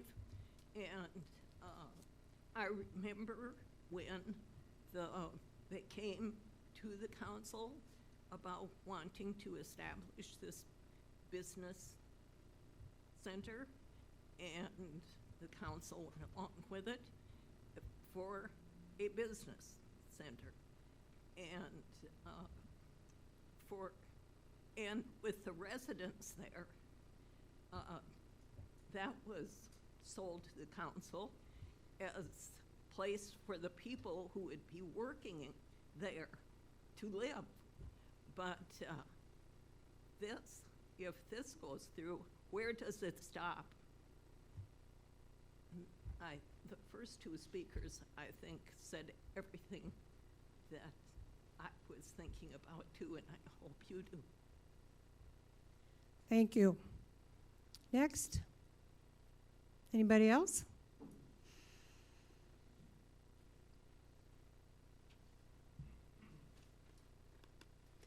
Harlan Satram, 402 Upper Broadway, Decorah. And I actually am the president of Decorah Jobs, but I'm not speaking on their behalf. I've learned a lot, though, about this since it became clear that the church was asking planning and zoning for a rezoning request, and I think it should be known that they voted 6-1 in favor of that, actually. My comment about it is the idea of observing what's happened in the business park. I truly appreciate Ken Vandenberg's comments about 1999 when this business park started, and that it was intended as a business park. But I think we've all seen it change or adjust a little bit. I don't think we would have ever thought that you'd have an internationally acclaimed brewery in a business park. We have apartments in the business park that there was a fairly significant conversation about whether that was appropriate. But from a tax perspective, bottom line is each one of those buildings is worth about $3 million of investment. And each of those buildings, once you get beyond the tax abatement and other things, is going to generate about $110,000 a year of real estate taxes. So if you do the math, building one is done, building two's in the works, and they can build a total of 4. That's $440,000 of potential real estate tax on apartments. And so I actually have personal knowledge of a church somewhat similar to Prairie Lakes. And my brother happens to be involved in a congregation in the Minneapolis area called Eagle Brook. And I've shared with a couple of people, but Eagle Brook has the same kind of structure that Prairie Lakes does. They're trying to go into communities and develop vibrant memberships and enhance what's happening there. And interestingly enough, Eagle Brook has about 25 to 30,000 people that are attending their 8 or 9 campuses. And from an economic development perspective, they have a $55 million annual budget, and they just are actually they just bought part of a Sam's building. They paid $7 million for a Sam's building, and they're going to renovate it for $18 million to get that facility where they want it. And that's all being paid in cash. I have no idea what the financial situation is of Prairie Lakes. All I know is that churches have economic power, and they have a lot of appeal, and not just economically, for sure, but just as an option for residents to, or for people that are coming from, how many communities did they say? 18 other communities are committed to coming here. So anyway, I'm speaking personally in favor of you not trying to override the Planning and Zoning 6-1 vote. And thank you so much for your time. Thank you. Anyone else?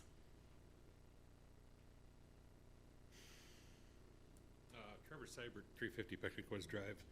I own a bunch of property here in Decorah. 350 Picnic Woods Drive. Yep. Where is Picnic Woods Drive? That's over by Walk-On, between Walk-On and Prairie, or Walk-On and Postville. So, but Walk-On. because I do own a bunch of property here, I do Gotcha. feel like I Okay. should be able to get up and speak. The only thing I have to say to it is Postville itself has gone through the same thing with lots of buildings being rezoned into churches. The one thing I think that would kind of solve that problem all the way around, and just an outside opinion on it, because tax dollars are tax dollars, and I pay tax dollars here in this community too, is if they have their church there, what difference does it make as long as they're paying their tax bill? So why rezone the building to something that does not pay taxes? We'll get a great congregation, all these people come in, they'll have all these members, they should be able to afford the taxes on the building then too. Just a thought from me, so. Thank you. Anyone else? Hearing none, I'll close the public meeting, open it up to the council discussion. No, go ahead. I'd rather just hear the discussion. I guess I hardly heard anything I disagreed with tonight in the presentations. I'm sympathetic to kind of all the perspectives here. I think there's decent reasons to be against this. The one for me is that when Decorah develops property, we need to do it in a way that's responsible to the future. We need to develop property sustainably and make sure that we develop it in a way that makes sense and pays the bills. You know, in the end, we actually have to make our balanced budget. We can't print money like some governments I won't mention. And so I'm concerned about the long-term implications of investing in an industry-appropriate development pattern with high-grade roads and with turning radiuses that allow semis and zoning downzoning that basically to a use that isn't as fruitful in terms of sustaining Decorah's investments in infrastructure. That said, I think there's reasons to support this too. I believe that at various points, the leadership of the church did actually check in with our city staff, and the city staff, maybe not intending to, seemed to give them the impression that this would be kind of a formulaic process to go through, and that they would just need to get before the P&Z and they'd get their rezoning. I think it's unfortunate that they weren't made aware of maybe other possibilities, that they weren't told about the, I don't know, that they could offer to purchase this contingent upon an eventual rezoning. I know that that's one option that could have been pursued. I wish it had been done differently. I'm also kind of loath to countermand planning and zoning. That's the reason that we trust that commission and put them in charge of this. That said, rezoning is a permanent solution. It's a permanent solution to what might just be a temporary use. And I'm not saying that I predict that the church is going to go kaput. It seems like there's already a groundswell of community support for the church. But I used to be a church planner, and the first place is never the final place.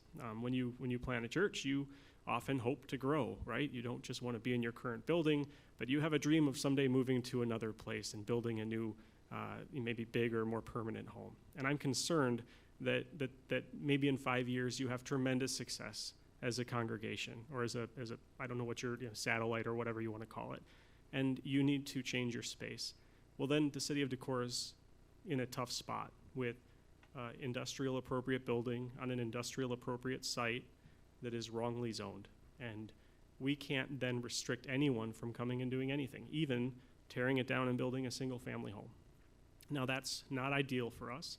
if we want to explore a transition of Decorah's business park to mixed use, I personally would be in favor of a conversation around that, but I think that that needs to happen more systematically and not via a rezoning request. I personally am in favor of something that Travis and John have discussed with me, which is the possibility that as a council, we can tonight, if we choose to, decide to table this request for rezoning and encourage until you all have a chance to go through a different process, and encourage you to pursue what I think is called an alternative or an exceptional use permit. Is that the correct language? It's a special permit is the exact terminology. Thank you. And it's an Special permit. exemption. Yeah, Yes. special permit, which is an exemption, I see. So that would be a way of temporarily allowing you your desired use without making a permanent decision that I don't think is in Decorah's best interest. That's what I hope to encourage my fellow council members to consider, but I'm hoping that we can hear from Travis and John a little bit about that option. Okay. Um, Do you want to go to them ahead. first, or let's go to Travis and John first, and then we can go back to council discussion. Okay, so as Stephen referenced, there is another option besides rezoning. Rezoning is the most typical route to go. There's a reason it's called a special permit. It's not supposed to necessarily be the first round, but what this special permit would enable is if the church were to request through Board of Adjustments this special permit, there are some requirements that they have to meet to actually to apply. They can go that route, and it would tie to just the religious institution, and it does not change the zoning classification. The special permit is very specific. Not every property, no commercial businesses are able to pull one of these. Religious institutions, educational institutions, utilities, those are, the list is pretty finite, but the church could go that route and it would not change the zoning, but it would still allow for their use. Just a question, is this what the other churches that are listed as commercial, when you go to Beacon, is that what they're doing? My assumption would be, I'm assuming you're referring to like the C3 district, and Yeah, like I'm sorry, my bearings are. St. Ben's and Yeah. Decorah Lutheran Methodist Church. My assumption. Andy, have you got your? Yeah, I got it on. Okay, thank you. I just got a rough throat tonight, sorry. I can understand that. My assumption would be that all the churches in the C3 district, they're well over 100 years old, predate zoning code, so they would fit in the non-conforming use category. So they're allowed to continue to operate as a church since they have predating zoning codes. Okay. So I appreciate everyone's comments here tonight, and I echo Steve's comments that there isn't really an argument that one would say, I don't agree with that. I think what is really important, though, and I really appreciate Mr. Vandenberg, did I get your name right? Your idea about vision and what the intent behind having and creating a vision is that vision isn't immediate. A vision takes time, and vision takes commitment and continued commitment to that vision. And I do believe that Decorah residents were sold on a vision of an industrial business park in that area. And my hope is that Decorah Jobs and Winneshiek County Development will continue to do the good job that they have been doing, bringing in businesses to that area and fulfilling the vision that was promised to the Decorah residents. My concern about tabling and doing a conditional use permit or whatever they are called is that when the church is operational, that means a business can't move in there. And I'm interested in business coming to Decorah. I'm interested in options for businesses. I think someone else pointed out there aren't a lot of places to go for a business, for an industrial business or a commercial business to go that isn't controversial, isn't in a floodplain, and we do need to think about our taxes, and we need to think about the quality of land that we have in that business park and its ability to sustain commercial development is important, and we don't have a lot of that. And I think the church is important, and I think that there are other places within our community that I hope they would look to go. But I don't think that we can as was said, this idea of like, where does it stop, right? Yes, if the church is there, then what happens to the property next to it and the property next to it? And we keep seeing these things and piecemealing something when there is currently a vision established for it. I'd like to maintain that and hopefully see a business there in the near future. Can I ask a question of maybe John or Travis? As part of this special use exemption, is there any way that can be term delimited? Can we say special use exemption for, I mean, this is actually up to the Board of Adjustments? Yeah, that's right. This is completely, once it goes to the special permit route, City Council really has no role in that.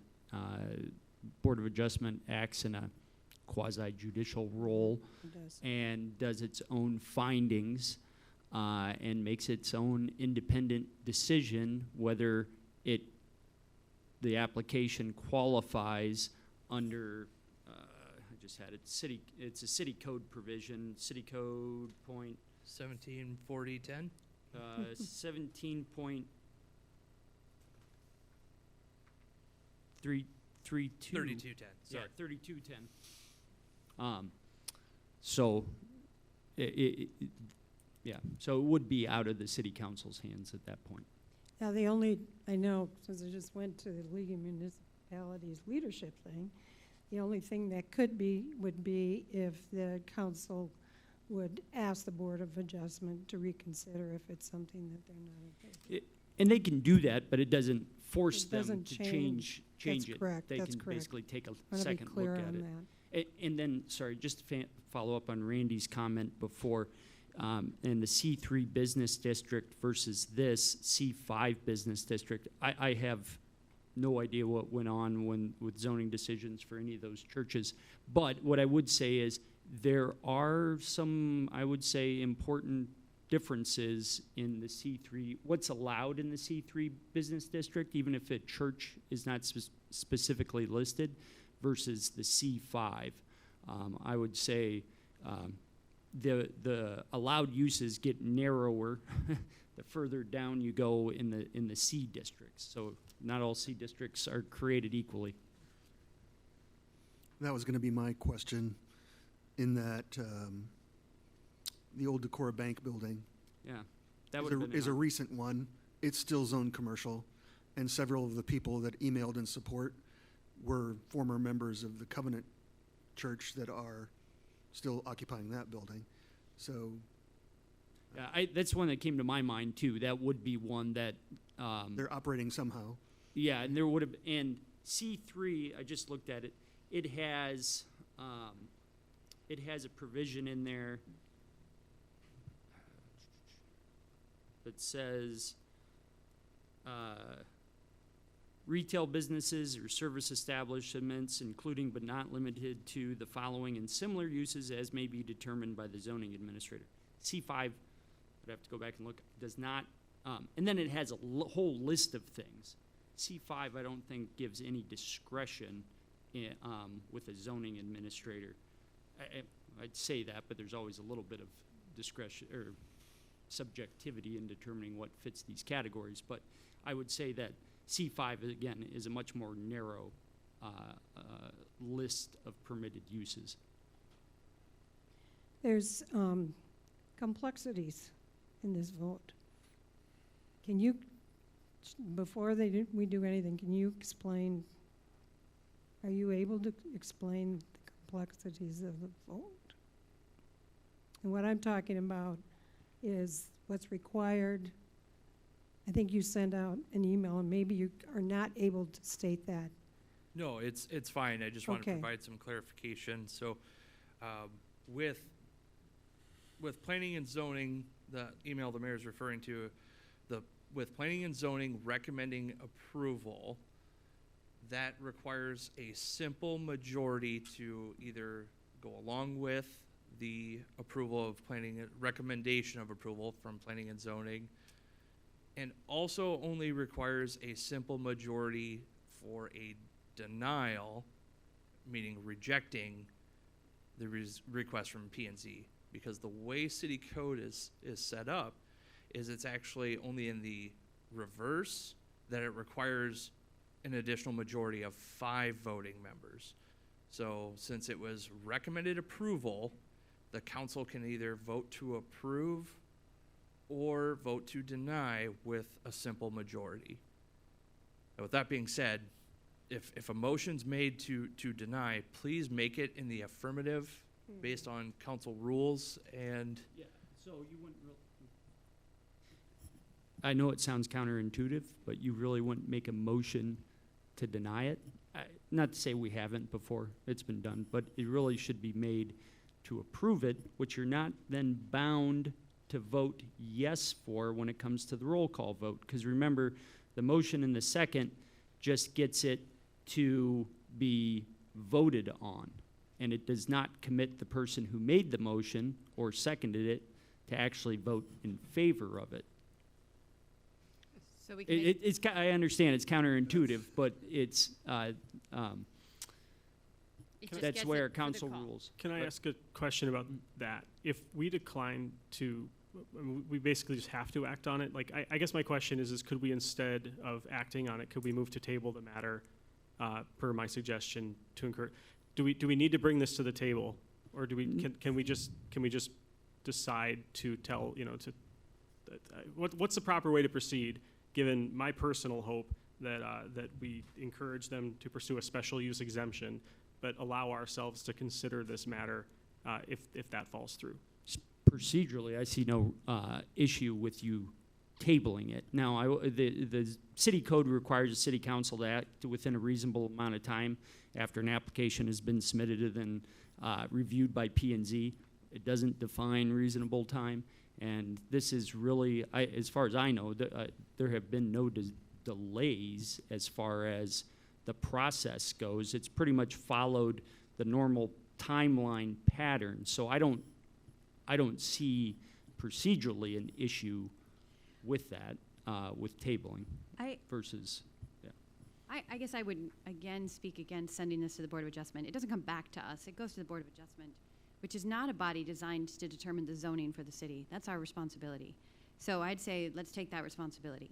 If it's a hard choice, it's a hard decision, and I get that, but it is council responsibility to make zoning. I'm not trying to avoid deciding zoning for the city. I'm saying that this would be a temporary use allowance, which is not a change in zoning. There is a legal way to do this, and I think it's a way that allows for the church to temporarily use the property and does not commit us to a permanent zoning change. And if it helps people make their decision on how to vote, I'm a yes on this if it comes to us as a clear action.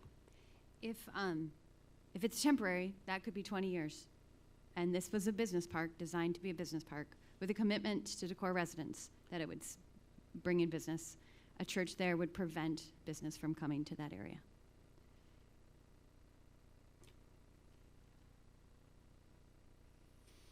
Further discussion? I'd also add there's plenty of room for them to expand where they are. So if we give them this conditional zoning or whatever it is, it's not that they couldn't get bigger right there and take up more of the business park. And just to follow up, Emily, if you voted, well, if it doesn't pass, if the zoning doesn't pass, they can still go to the Board of Adjustment, and that's actually, the special permit is for a request to do something in this zoning district that's not allowed specifically under the C5 code, but is allowed for consideration by the Board of Adjustment for a special permit because it meets one of these criteria. So I guess just to follow up, that would not necessarily be the end of the church's options here. And you could table it and let them go to the Board of Adjustment, and I suppose you're holding your options. If Board of Adjustment doesn't approve it, you still could consider rezoning it at that time, but tonight if you vote on it and it doesn't pass, well, they still have the option of going to the Board of Adjustment. I also want to be clear on what the vote would be, where in the end it would not be able to come back to the council for 1 year. So yes, if this, with being a zoning request, a rezoning request, if voted down, so if a motion were to be made to approve the rezoning request and it receives no more than 3 aye votes, then it would fail. Again, no more than 3 aye votes, it would fail. and then our code requires that it not be allowed to come back in front of council for consideration for 1 year.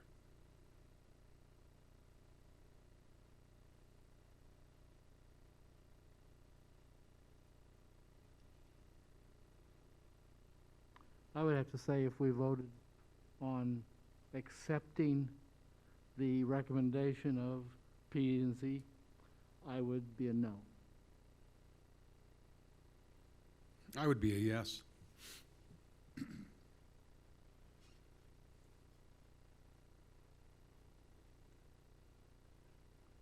In terms of, I think, the amount of money we've spent to develop business in that district needs to be recognized as an investment in Decorah's future, and we shouldn't take it away from possible business use.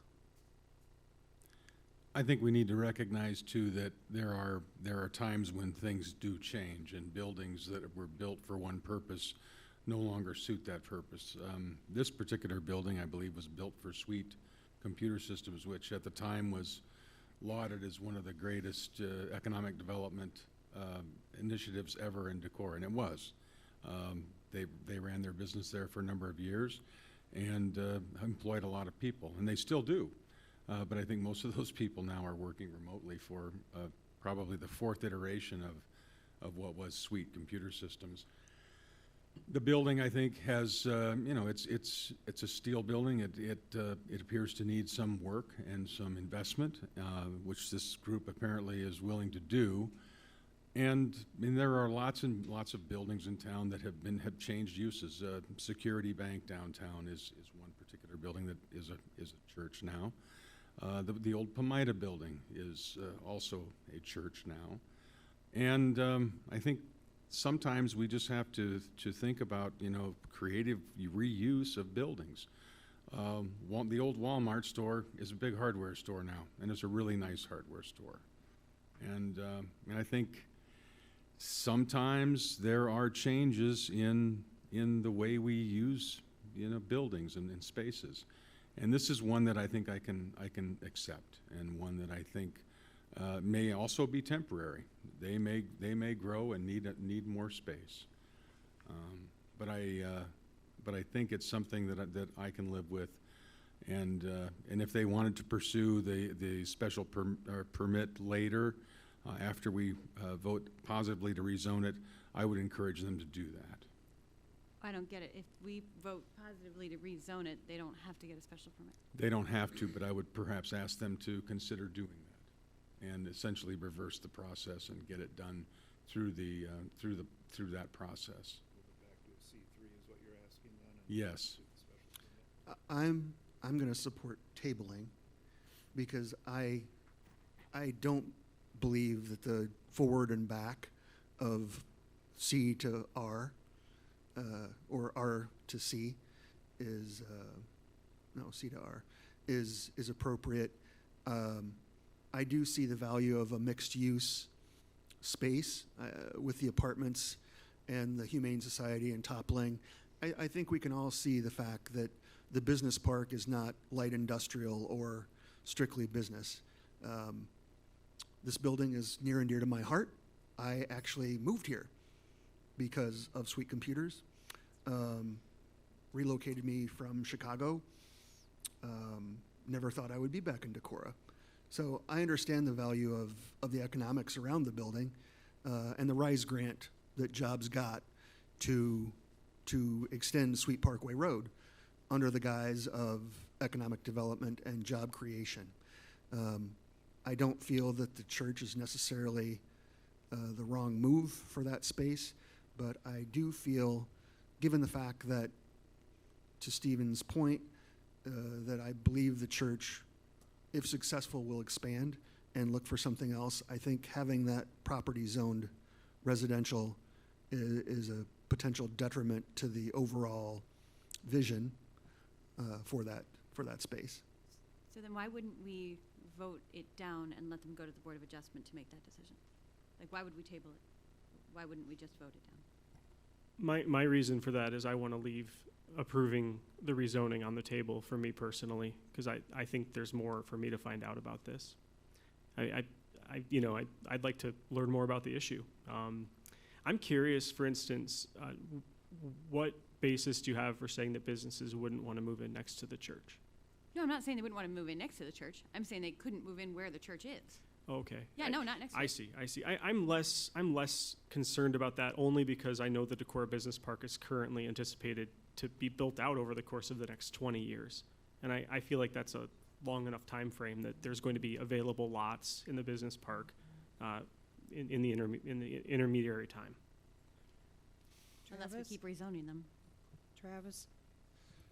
I apologize for the sidebars over here. We're just trying to make sure, as council members bring up different ideas, to Kirk's question on the possible rezoning, go through the special use permit process, and then rezone back.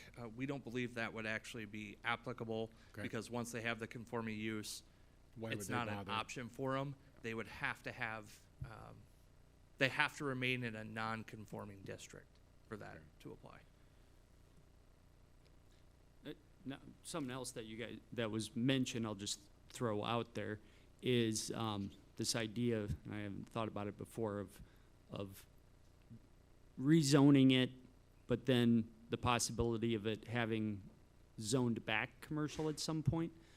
I just throw out an idea, and I don't know if there'd be any interest in it, but, and this would take time, it would require another public hearing, but a conditional rezoning agreement that has to be agreed to in writing by the parties before a public hearing, where it's rezoned residential as they've requested, but if they ever sell the building or use it for another purpose, that it's zoned back C5. I mean, we'd have to try to work out the details. I'm just throwing out another option. It would take time, but it would take, and possibly have to go back to P&Z for approval too. I'd be in favor of that also. Let's see, we have about as many different, many different options. It's been about 6 different options here. I'm going to read what the consideration is. Consider ordinance 1287 to rezone 2324 Sweet Parkway Road from commercial to multi-family residential building. That makes any difference. So want to point out that, the conditional has been brought up as an option. If any motion other than to table is brought up and the motion fails, this cannot be considered by council again for 1 year. Again, this is not the last option for the church, and we are getting hyper-focused on the fact that it's a church and it's a rezoning request from commercial to multifamily residential. I really think that's what's important. I mean, I think that is the question, right? Pretend there isn't a buyer for this land. Pretend no one owns this land, right? Do you think we should essentially be taking C5 industrial land out and zoning it into multifamily residential? I mean, that's the question. It's not about who's there. We did. It's that the question is, do we think we're giving up on this idea of an industrial business park up there? I get the idea of multi-use, but I don't think multi-use means having a bunch of single-family homes up there, which if we rezone it into R3 could happen. I'm totally for mixed use. I want to see businesses with apartments on top. Like, I'm with you on that. What I don't want to see is Decorah North with a bunch of single-family homes up there. I don't. So I guess we need to throw out who we're looking at and just look at the land and ask the question, is this land we want to rezone, or is this land we're being asked to rezone because someone bought the land? And are we being sort of forced into that decision because of who's owning it? The question is, do we want to rezone that land, and would we do it if there was no buyer? John, how do we pursue your recent comment on a protocol, on a procedural? Well, I go back to our favorite Menards scenario, and we've done, and this would not be nearly as complicated as what we went through with that, but we had a rezoning agreement for that one that was negotiated in advance. And with that one, we started, Chad started the conversation with the party, and then I was kind of brought in, and we worked up a draft that went to P&Z, and then through the P&Z process, we had some revisions. And then it came, and we worked, and to be clear, we worked with the applicant pretty closely, and I'm not sure, Chad, what kind of updates he gave. He worked it up pretty well before it got too far. But then when it came to the council, before the public hearing, I think before we had you set the public hearing, we had the applicant sign that agreement, so we knew it was acceptable to the applicant. We didn't know, until you guys vote on it. We don't know for sure whether the council will approve it, but I think in that one, there had been, I guess you guys would have to tell me, some updates along the way where, kind of to Travis's comment, if we don't hear anything objecting loud and clear, we kind of proceed. I just mean yes or no. Like, yeah. Like sorry. I'm sorry. It was a great answer. Yeah. But the motion that we have is a binary vote. I would table it then. I wouldn't vote to, you don't want to. Right. You don't want to have an action. Because we can't action. bring it back and then we can't look at your option. No, don't vote on it. You want to table it. And remember, we normally table until the next council meeting, and if you want to table it beyond that, give some type of date certain. And I don't think there's a motion on the floor yet, correct? No, we do not have a motion. I'd like to see this move forward, though, so that they can get started with their services, because if they're bringing in the numbers that they're saying that they're going to be bringing in, I know on Sunday mornings that would be, if they're coming from out of town, I just know I see the people at Family Table or at Magpie after church services packing the places for meals. I could imagine how much bigger that would be, more impactful if we had another large draw on Sunday mornings for our restaurants in town. So I would prefer to make a motion. I mean, I'm not going to make the motion because obviously it's going to be defeated, and that would set these folks back a year. But I would prefer to move forward with this and let them get going with their business.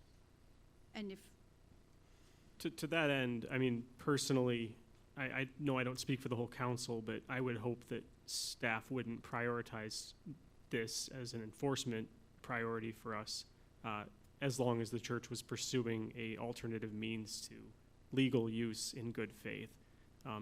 Though there is precedent for celebrating Christmas in a barn, I don't think we should make them do it as long as they're working towards an acceptable use, even if it's via an alternate means. Okay, so here we are. So again, to recap, if a motion is made other than to table, please make it in the affirmative, motion to approve with a second, and then the vote can happen. Vote either aye or nay, or motion to table, which puts it either to the next meeting, or motion to table to a specific date. I believe, correct me if I'm wrong, Greg, 15th of the month is the deadline for Board of Adjustment. So if they were to get their material in by January 15th, they would be considered at is it the first week of February? Yeah, it would be the first week of February would be the Board of Adjustments meeting to consider that. The second?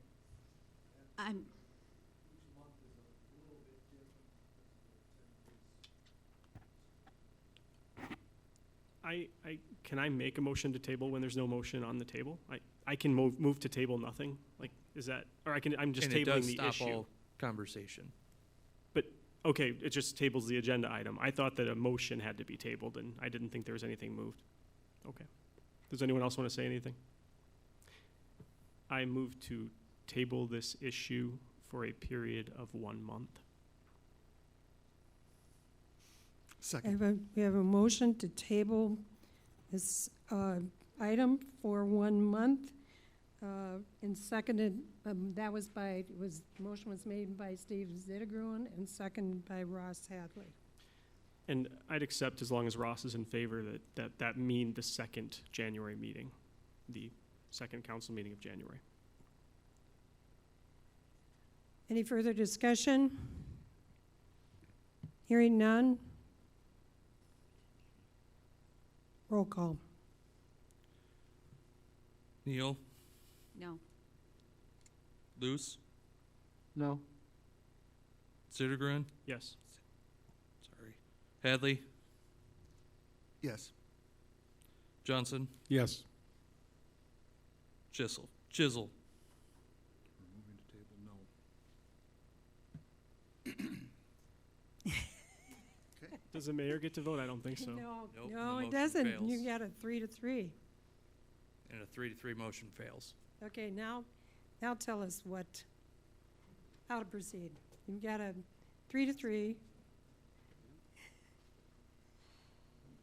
We've conferred, and the council has to make a motion in the affirmative and see how the cards fall. I mean, I suppose there is also, nobody has to make a motion. We've had that before, but then I went through this with Travis, we discussed. That's a gray area. I'm good It with might gray. be the same outcome where the motion would So fail. actually, theoretically, one of the council persons can make another motion on this item. Is that correct? Well, yeah, the only thing that failed here was to table it Okay. to the second meeting in January.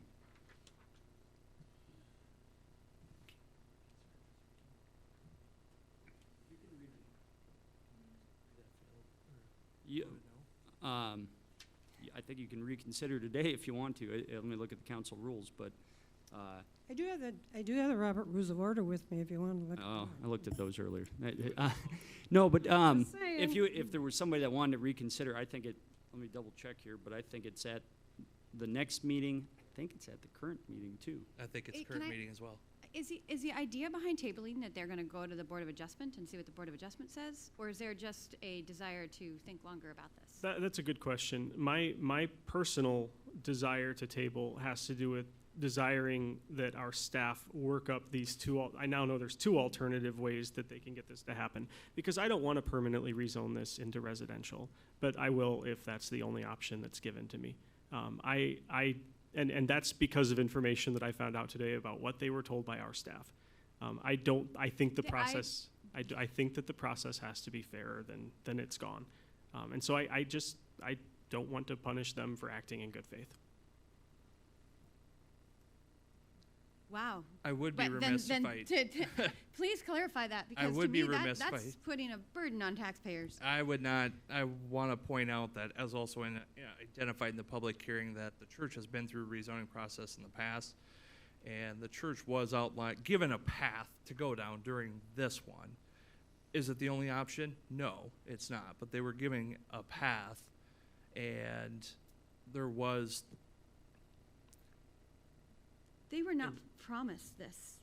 I don't want to get into specifics because I don't think that we need to address individual staff things, but they were told to pursue planning and zoning and were not given an indication that it wouldn't be successful or that they should secure any commitments from our process or make anything contingent. And I think that we were in the middle of a staff transition. I think there's all sorts of reasons why that happened. This is a permanent decision for land in Decorah that affects every taxpayer in Decorah. And my point is that it sounds like there's at least two mechanisms to not make a permanent decision while allowing the use, and that's my preference. Were they given directions for more than one pathway? No, they were not given directions for more than one. They were given directions for the current pathway. And were they guaranteed that that pathway would result in a rezoning for them? They were not told explicitly, yes, this is going to happen.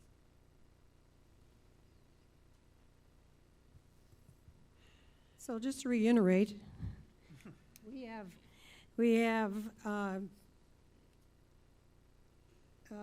failed vote for tabling. And it's open if there's a council person wants to make another motion on. It appears to me On the that the reason. only way this process, kind of remains alive is if we can get 4 votes to table it. Now, And I will make a motion to table it until the first meeting in January. Second.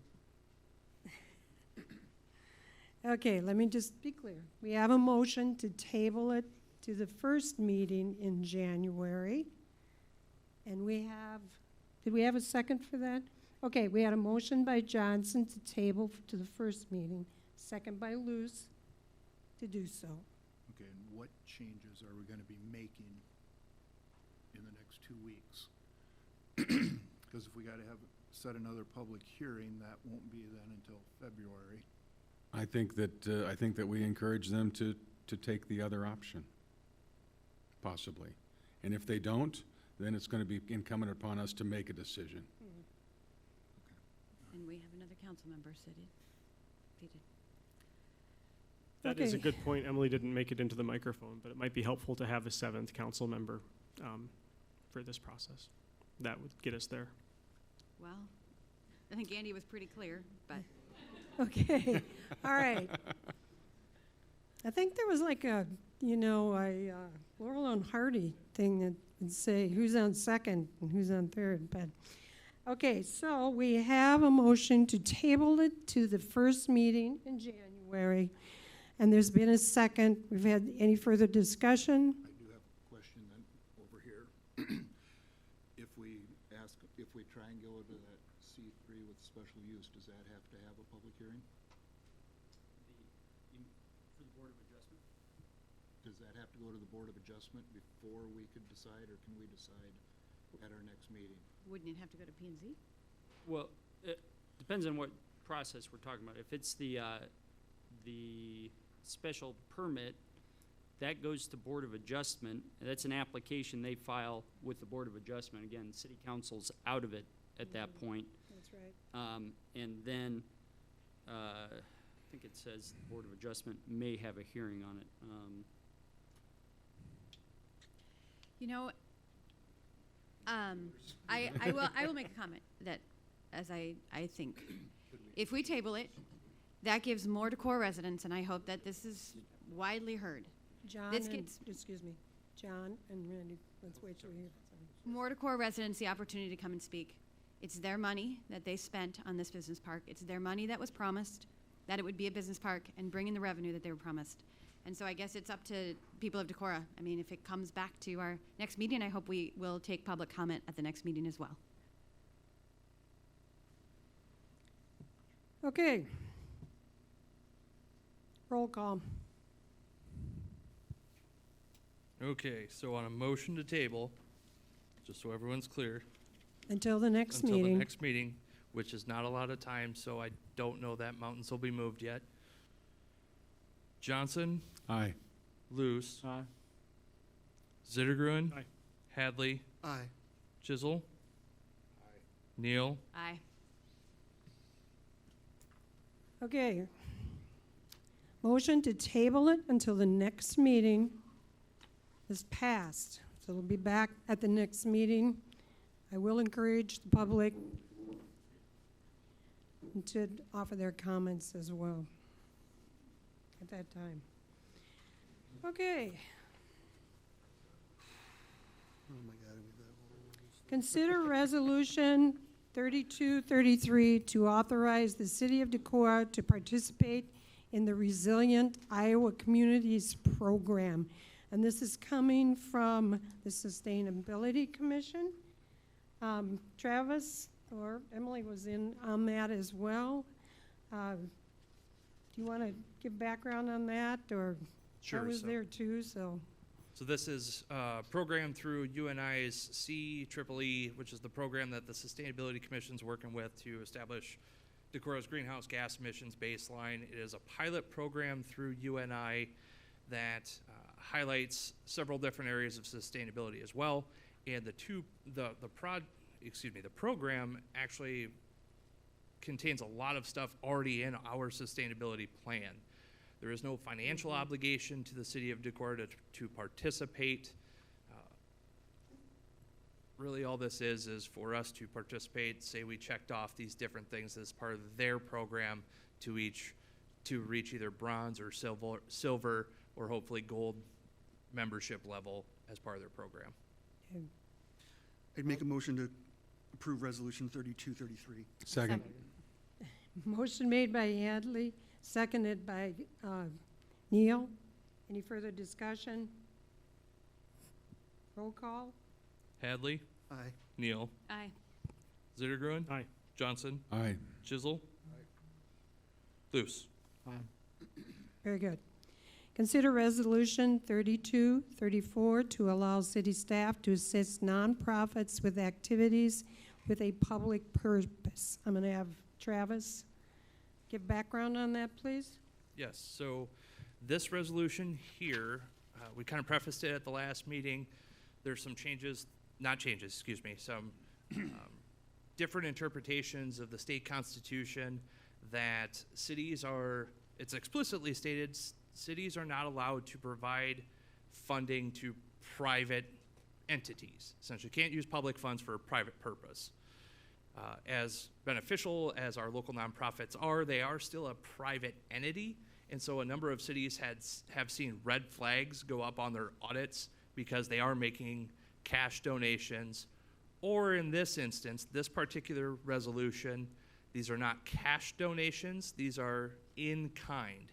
So included in the packet is a draft resolution of the different kinds of in-kind services our staff or our equipment are utilized for, such as downtown Decorah betterments, hanging of the flower baskets. We've got staff and equipment that's utilized for that. The chamber Christmas lights, same thing. We've got holiday lights with helping families, or helping services for youth and families. So that resolution, those are all in-kind services that staff and equipment is used for. We have to declare it a public purpose to continue to do that. I'd make a motion to consider Resolution 3234. I'll second. Motion made by Hadley, seconded by Neal. Just one question. Do you know, do we have to do this every year or just one time? No, this one will be one time, and the reason they're all Okay. lumped together is that additional organizations or additional requests are made upon city Gotcha. staff, this one resolution comes back up for amendment. Okay, any further discussion? Just noting that everything on the list was worthy, in my mind. Okay, roll call. Hadley, Aye. Neal, Aye. Johnson, Aye. Chisel, Aye. Luce, Aye. Zittergruen. Aye. Motion carried. Consider Resolution 3235 proposing easement agreement with Vesterheim Norwegian American Museum and setting a date for a public hearing. Travis, do you want to give background on that?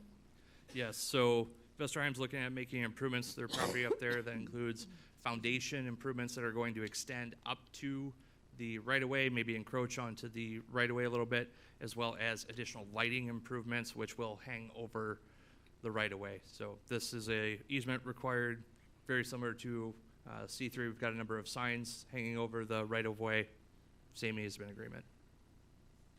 Anything else to add, Jeremy or John? No, this is, Setting, this is similar to what we did with Viking State Bank a number of years ago. When they put in their new building, they had, they needed some footings under the sidewalk that went into the public right-of-way. And just to be clear, the lights are actually in the sidewalk at grade, so they won't hang over. So everything is at the sidewalk grade or below footings and the lights. Luce would move 3235 for adoption. Second. Motion made by Luce, seconded by Zittergruen. Any further discussion? Roll call? Luce, Aye. Zittergruen, Aye. Hadley, Aye. Johnson, Aye. Chisel, Aye. Neal. aye. Motion carried. Consider ordinance 1285 to eliminate the Cable TV Commission. I believe Okay. Ross brought this up at the last meeting. They haven't met since 2017. Actually, if you look at the city's website of appointees, none of the appointments are actually valid, listed on the city's website. Some of them are deceased. I think one may be deceased, actually. But by dissolution of the Cable TV Commission, it doesn't pigeonhole the city into not able to enter into franchise agreements with cable TV either. It's just a the way the city of Decorah had it set up is the Cable TV Commission was one who made decisions for those revenues. I'd make a motion to consider ordinance 1285. Second. Motion made by Hadley, seconded by Neal. Only comment is that when they were active and we needed them, I really appreciated them. Yeah. So change happens, so. Okay, roll call. Hadley, Aye. Neal, Aye. Johnson, Aye. Chisel, Aye. Luce, Aye. Zittergren. Aye. Motion carried. Consider, Move to consider ordinance, waive the second and third reading oh, and pass and adopt. okay, I'll second. thank you. Okay, motion made by Luce to, to waive the second and third reading and adopt. And seconded by Neal, is that correct? Yep. Okay. Roll call. Luce, Aye. Neal, Aye. let's see, Chisel, Aye. excuse me, Zittergren, Aye. Hadley, Aye. Johnson. Aye. Thank you. I appreciate that, Steve. Consider ordinance 1286 to increase sustainability commission from 7 to 9 people. Can I get background on that? Yes, so at the last council meeting, I believe Councilmember Neal brought up that the Sustainability Commission, when it was initially discussed, there was conversation between 7, 9, where do we fall? And that came up during the recent appointment where there were 2 applicants to 1 opening. And so staff prepared, with John's help, a ordinance that 1 goes from 7 to 9, but also I do want to point out adjusting the appointment dates, which were currently listed as March, over to January 1 through December 31 to try and create a little bit more uniform appointment schedule so that some of these appointments don't fall under the radar, as well as, and I might ask John to chime in here, the first ordinance that was approved didn't establish a code chapter within city code, so it was never able to be codified. So this actually takes the ordinance and actually inserts it into city code as well. Make a motion to consider and pass ordinance 1286 to increase sustainability commission Second. from 7 to 9. Motion made by Neal, seconded by Luce. Any further discussion? Roll call. Neal, Aye. Luce, Aye. Zittergren, Aye. Hadley, Aye. Johnson, Aye. Chisel.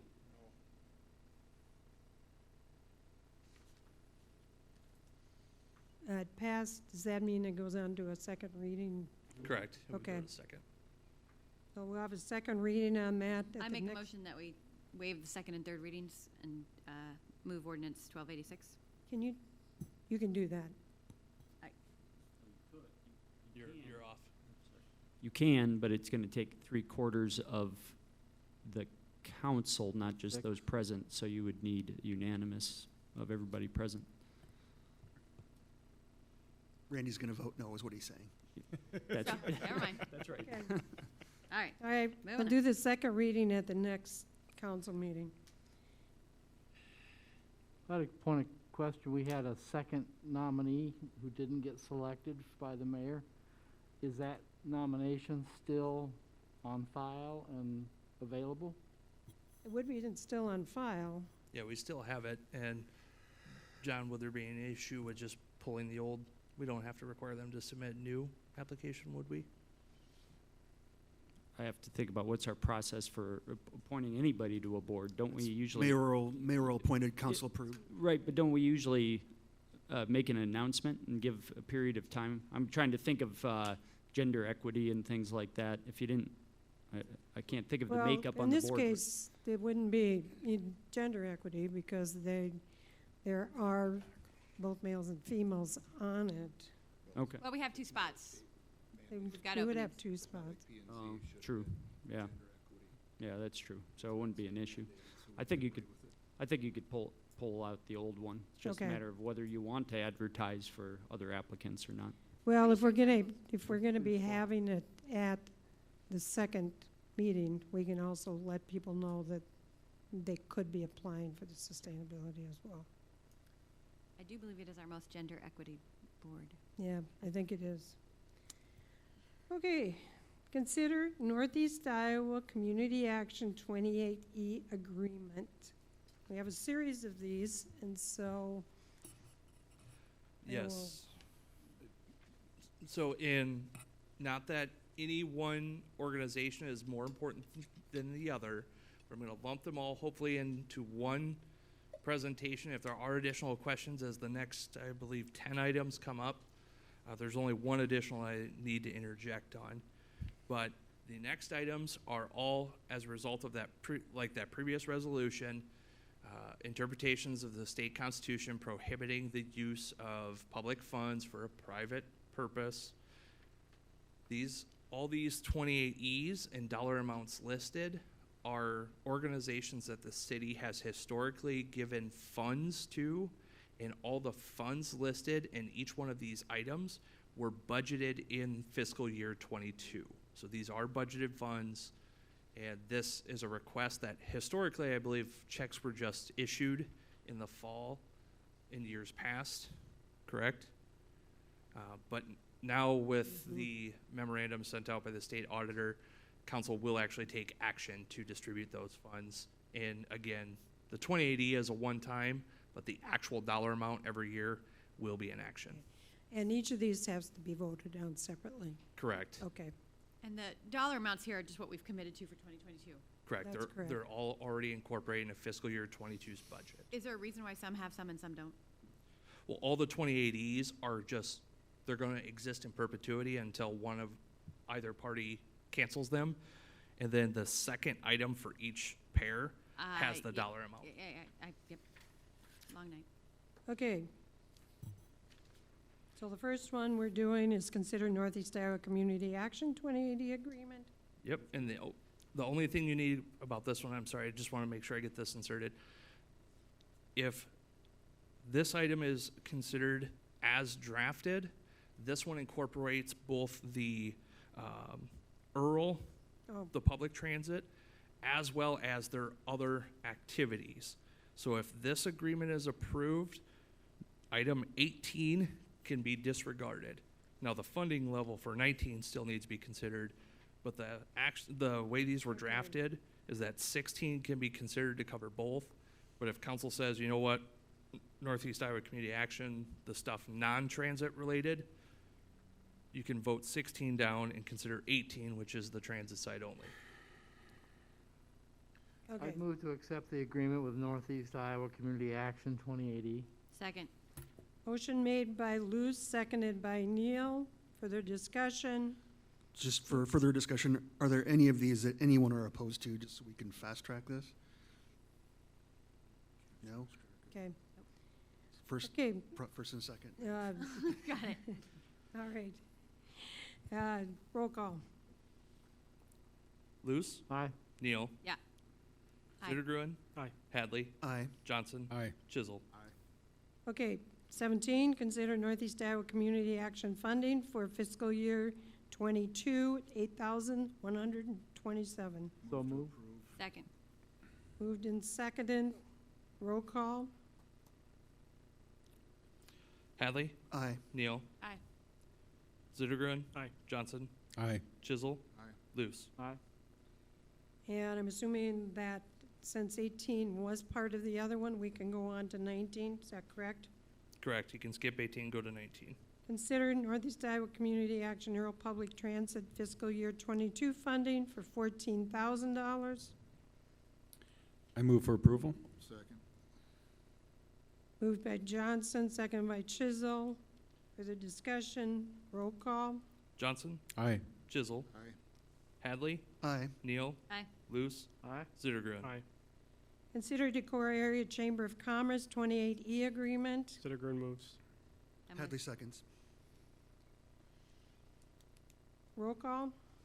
Zittergruen? Aye. Hadley? Aye. Johnson? Aye. Chisel? Aye. Neal? Aye. Luce? Aye. Funding fiscal year 22 funding for the Decorah Area Chamber of Commerce at $17,500. So moved. Second. Moved and seconded. Roll call. Chisel? Aye. Luce? Aye. Neal, Aye. Zittergren, Aye. Hadley, Aye. Johnson. Aye. Consider Winnebago County Development and Tourism 2080 agreement. So moved. Second. Roll call. Neal, Aye. Luce, Aye. Zittergren, Aye. Hadley, Aye. Johnson, Aye. Chisel. Consider Winnebago County Development and Tourism fiscal year 22 funding at $19,252. So moved. Second. Roll call. Chisel, Aye. Neal, Aye. Luce, Aye. Zittergren, Aye. Hadley, Aye. Johnson. Aye. Let's just keep going in that order. Consider, well, at least it might help her on her notes there. Consider Humane Society of Northeast Iowa 28E agreement. So moved. Second. Roll call. Chisel, Aye. Neal, Aye. Zittergren, Aye. Hadley, Aye. Johnson, Aye. Luce. Aye. Consider Humane Society of Northeast Iowa funding for fiscal year at $4,000. So moved. Second. 250. I was say, I believe that one's supposed to be 4,250. I believe incorrect, and I believe this was my fault. I may have forwarded an incorrect request from last year as opposed to this year. It should be 4,250. As amended. Okay? Are we okay? Second. Yeah, aye. Second. Okay. Chisel, Aye. Neal, Aye. Hadley, Aye. Johnson, Aye. Luce, Aye. Zittergren. Aye. Consider Humane, sorry. 26. Consider 2080 agreement for helping services. So moved. Second. Roll call. Chisel, Aye. Hadley, Aye. Johnson, Aye. Neal, Aye. Luce, Aye. Zittergren. Aye. Consider fiscal year 22 funding for helping services, $1,250. So moved. Second. Roll call. Chisel, Aye. Neal, Aye. Luce, Aye. Zittergren, Aye. Hadley, Aye. Johnson. Aye. Consider RSVP 2080 agreement. So moved. Second. There's going to be a small typo. The word tourism is included in there on accident. That'll be deleted. More clerical, just worth noting. I don't see the word tourism in I there. don't either. It's in the body of the actual agreement. Oh. If you may have noticed, they Okay. all look up really, really similar. Did not notice that one. Well, we have to include that part. Yeah. All right. Are we ready for roll call? Could you restate the first and second part, please? Okay, consider RSVP 2080 agreement. Who made it, the motion? Second. Okay, it was just you two are doing the motions here. Okay, roll call. Chisel, Aye. Neal, Aye. Luce, Aye. Zittergren, Aye. Hadley, Aye. Johnson. Aye. Okay, consider approval of Napa site planning. Okay, now we're on new topics. Thank you very much for attending, everyone. Napa site plan, my understanding is that there used to be a portion of the building between the two existing buildings on site that connected them, and it fell down in the 80s, maybe early 90s. And so the request came to P&Z and a site plan considered by P&Z that was basically rebuilding the previous building. Recommended approval by P&Z, now in front of council. Move to approve. Second. Okay, moved by Chisel, seconded by Johnson. Quick question on this one then. Did this then subject the entire building to an inspection for code compliance? Per the experience of other, I mean, or Isn't it- could I have it explained to me? Why it would or wouldn't? Yeah, so no, this is building, essentially a building of its own that is connected to them. It's not remodeling or addressing any of the interior of the rest of the buildings. A building of its own that's connected to another building, isn't that really called a addition? Well, it's, I guess, yeah, you could say that. It'd be, but it's in between the two, they own both, all three, correct? right. It'd be, if I pull a building permit though for my garage, You're it adding wouldn't on to trigger, your that wouldn't garage. trigger for the whole, would it? great question. I have great questions just once in a while, so. Well, I think they're great. Yeah. Yeah. It's like, I want to know this one. The owner of Napa, he was informed that he will need a complete set of drawings and have everything looked at as far as code compliance. So I am interested in this question, though. If you remodel your garage, that means your whole entire house is subject to zoning? I mean, to code compliance? Residential's a little bit different, but it also depends if it's an attached or a detached, and if you're putting an apartment up there, or a lot of different scenarios with residential. But the owner was notified that he would have to have a complete set of drawings. On just the new building or on the entire property? It'll take into effect the entire building because it'll be a new square footage overall. He may have rated walls in there he needs to separate and. Okay, I really appreciate the clarification. I want to understand this process since it's come up tonight a couple times. Thank you so much. Yep. So it triggers a whole, essentially, code compliance on the entire building? Correct. Okay. Okay, roll call. Chisel. Aye. Johnson. Aye. Luce. Aye. Zittergren. Aye. Hadley. Aye. Neal. Aye. Discussion on council iPads or laptops. Travis? Okay, so with Kirsten coming on board with Andy's departure, his tablet is really old, needs to be either new tablet purchased or, as Kirsten and several other council members have brought up some frustrations with the iPads, want to go to laptops instead. Chromebooks, some people have thrown out Chromebooks, but the functionality of a laptop over a Chromebook for the minimal price difference, Chapter, we've talked about going the route of laptops if council believes that to be appropriate. There are funds available that we could do, I would say half we could incorporate in fiscal year 23. Want to gauge council's interest on, do you guys like the iPads or do you want to go with laptops? What's the life cycle of a laptop? Like, how long can we anticipate getting the use out of it? Well, I think that perspective might be a little different, but I think you'd get much more functionality out of a laptop than you would an iPad. Yeah. The cost is probably a little cheaper right now because there's some refurbished Class A, which is like really mint condition refurbished units that are cheaper than buying a new iPad right now. Perfect, great. That's So if helps me. there's some of you or all of you, we'd have to look at prices that range from $649 to around $800 for the laptop, refurbished, and then we'd have to put Office on it. So besides that, I don't really care what we give you. I'll support any of it. So it's going to be personal preference if the cost is about the same. And if everybody wants it, then we'll have to look at budget. Carrie, we'll have to look at that and report back to you as, do we do it all right now, or do we do half, or we'll just have to see what the outcome is in your thought process.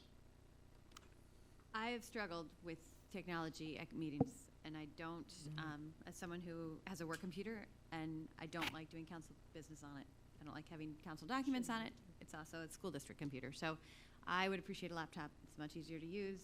My iPad is not reliable at best. So I would appreciate that. I think that's appropriate. I mean, I might be in a minority here. I kind of like using my own machine, and I'm familiar with the Apple ecosystem. I think it would really actually hinder me to have two different computers that I had to juggle. I'd probably want to take them both with me when I went places. And so I don't know if there's, a way to opt out of the system or whatever. I mean, I suppose that's what I'm doing right now. But yeah, maybe instead I'm curious if there are examples of councils being given stipends towards the purchase of an electronic device of their choosing for the conduction of business. Either way, I'll opt out of it because I don't know how to use Windows and I don't want to learn.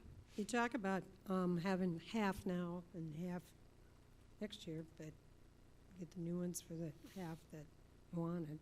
We could check our council contingency budget too. We have I think we have like $15,000, $12,000 in council contingency. 15, or was it 10?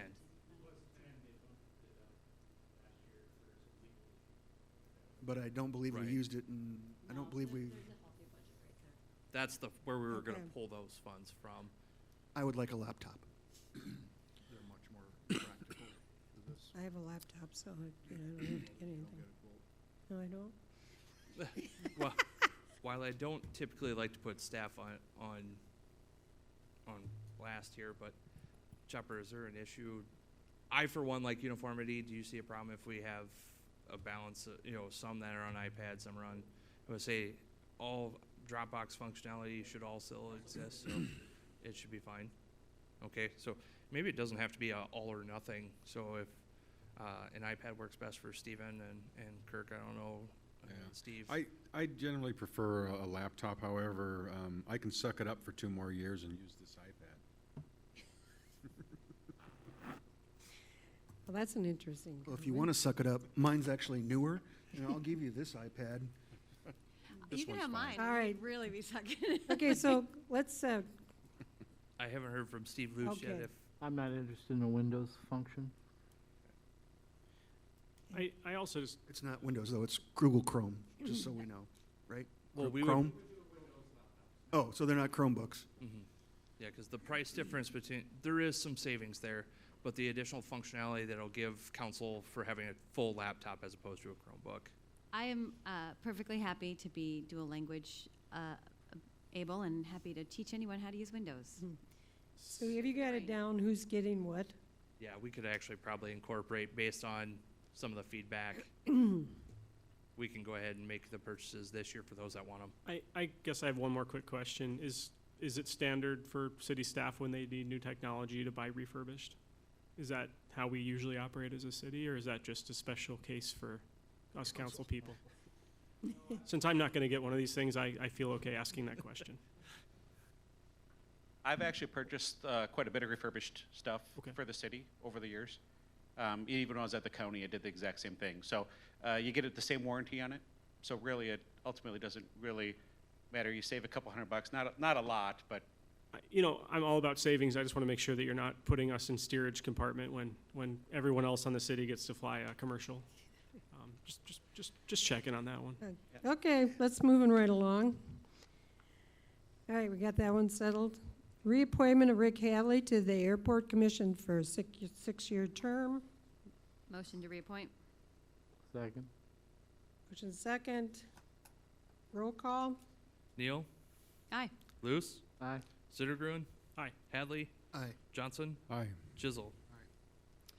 Okay, and then we have opening seats on Telecom Board, which is one person, P&Z, which is going to be one person at the moment, I believe. Board of Adjustment, one. There are about, I think it was 4 on the tree board, but they're going to be meeting and determining who's going to stay on or not. I know there's maybe 1 opening on the tree board. Okay. And then, as Travis had stated, we're hoping to do appointments in January and in July, correct? That's correct. So Right. this is what Travis would like to see, and council can absolutely say no. But some of the issues we're running into is, so actually Rick Hadley's term expired December 6th, 7th, somewhere in there. And so it's not an appointment at a typical time frame and kind of got lost in the shuffle. So what I would like to see is very similar to what council did tonight with all those 2080 agreements and all the dollar amounts, a presentation of here's everybody that needs reappointed and is willing to, or if we don't have people that are willing to be reappointed, here's the slate of people that are willing to fill those roles at the same point in time. Again, part of that moving sustainability from March to January 1. I think that'll work out great. And then there's two openings on sustainability now. Correct. That'd be correct. 1%. Not yet. Okay. And so, Mayor, I think to reiterate, you were talking about the second meeting in January, having appointments made, so you wanted to set a deadline of Right. applications. Applications should be in by January 10th. And would you please send a note out to the newspaper with the openings that we have and when applications should be due? Thank you. Okay, city manager, department heads, and council reports.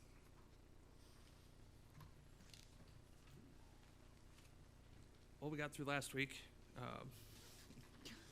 I do have, I just received before the council meeting an email from Councilmember Carlson, wanted me to read for everyone. Council members, mayor, staff, and Decorah community, I had intended to fulfill my city council term and be here tonight for my last meeting, but as most people are aware by now, life had other plans for me.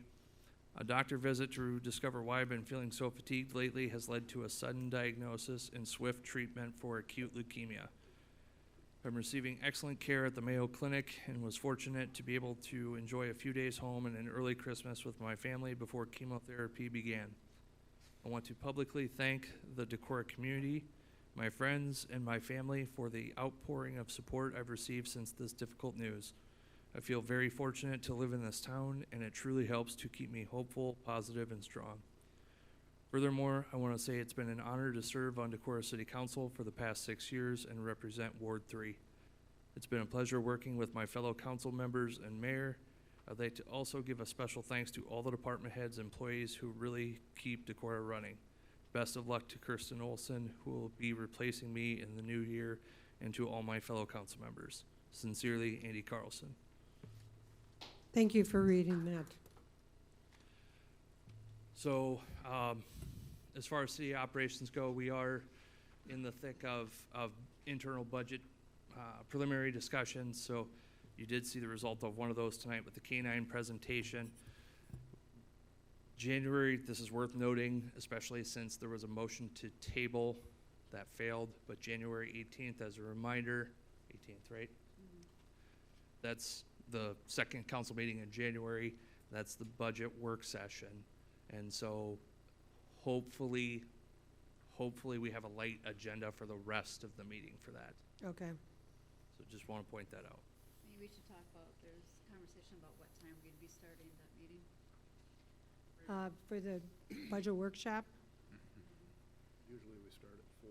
That's my understanding. No, In the but we've past, it got has been. some that, did you come at 4 last year?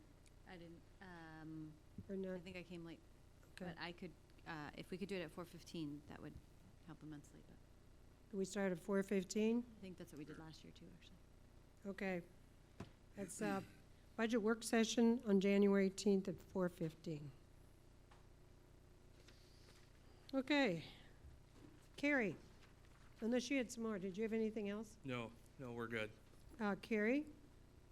We closed out the application process last Friday, received 4 applicants for the deputy city clerk, so I'm going to be going over those and setting up interviews and continuing with that process. That's it? Chief Smuchler, I had a question about the sirens and not going off during the episode. Can you reiterate again why they wouldn't have gone off for Decorah during the episode? I don't think there was much discussion on the activation of the sirens due to what we saw coming. There was no need to, in my opinion, sound them for what we were seeing at that time period. Normally, is it when there is a tornado warning that the signs go off? They can go off for severe weather. We've sounded them before during severe weather activities, not just when there's a warning or watch. If we see a storm system approaching and we're getting words from other counties on what's coming our way and what we're seeing on radar, we've activated them without. Okay, I had several questions on Sure. why they didn't hear sirens with the severity of the wind that we had. So. Okay, any other reports?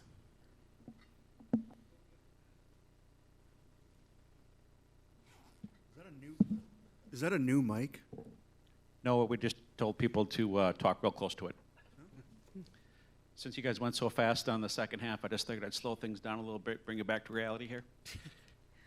Just real quick, we did purchase a mass notification communication package, and so that was official as of this morning. They accepted that. So hopefully the next couple of weeks, the department heads will get training on that for emergency notifications.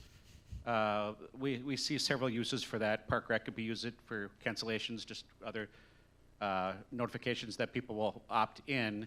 But for emergencies, it has to be, strictly emergency type thing. So anyway, you'll see that coming. Hopefully training in the next 2 to 3 weeks, which hopefully go live in about a month. Thank you. Okay, any other, Todd and Mike, I do want to call you two out on as far as the storm operations. Can you talk a bit about the night and how that went?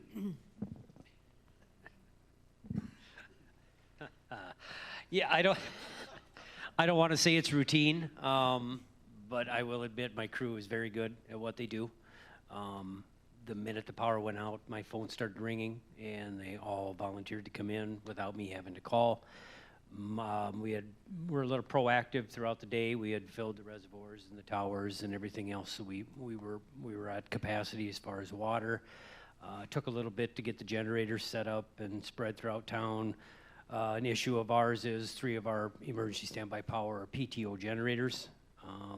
The water department itself has an old tractor of the street department's that was transferred to us. We were able to get the street department's new tractor, which helped. The only issue is normally we had talked to Bodensteiner Implement, who had always agreed to have a tractor for us. They have no tractors on the lot. So luckily they had a farmer from Minnesota who was having his tractor repaired up at Bodensteiner Implement, who said that we could use it, which was our final generator. Otherwise, everything went, I guess, according to plan. It's a little tedious moving generators around and everything else, but like I said, once again, it worked out the way it was supposed to.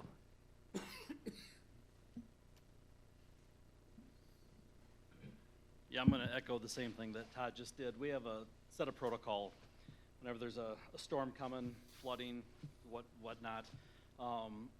Being prepared is obviously very important. With this situation, we knew what was coming, so we had time to fuel up our generator. We filled up another 55-gallon barrels of diesel. Both of our bigger trucks that are diesel, we filled those up also, so if we ever had to siphon diesel out, we could. Lost power early, whatever it was, 6:37. The generator was running about 70%. With that being said, we can last about 24 hours. Excuse me. So we shut off certain pumps at the plant. We actually reduced that load to 50%. So calculated out, we had about 32 hours that we could run without power.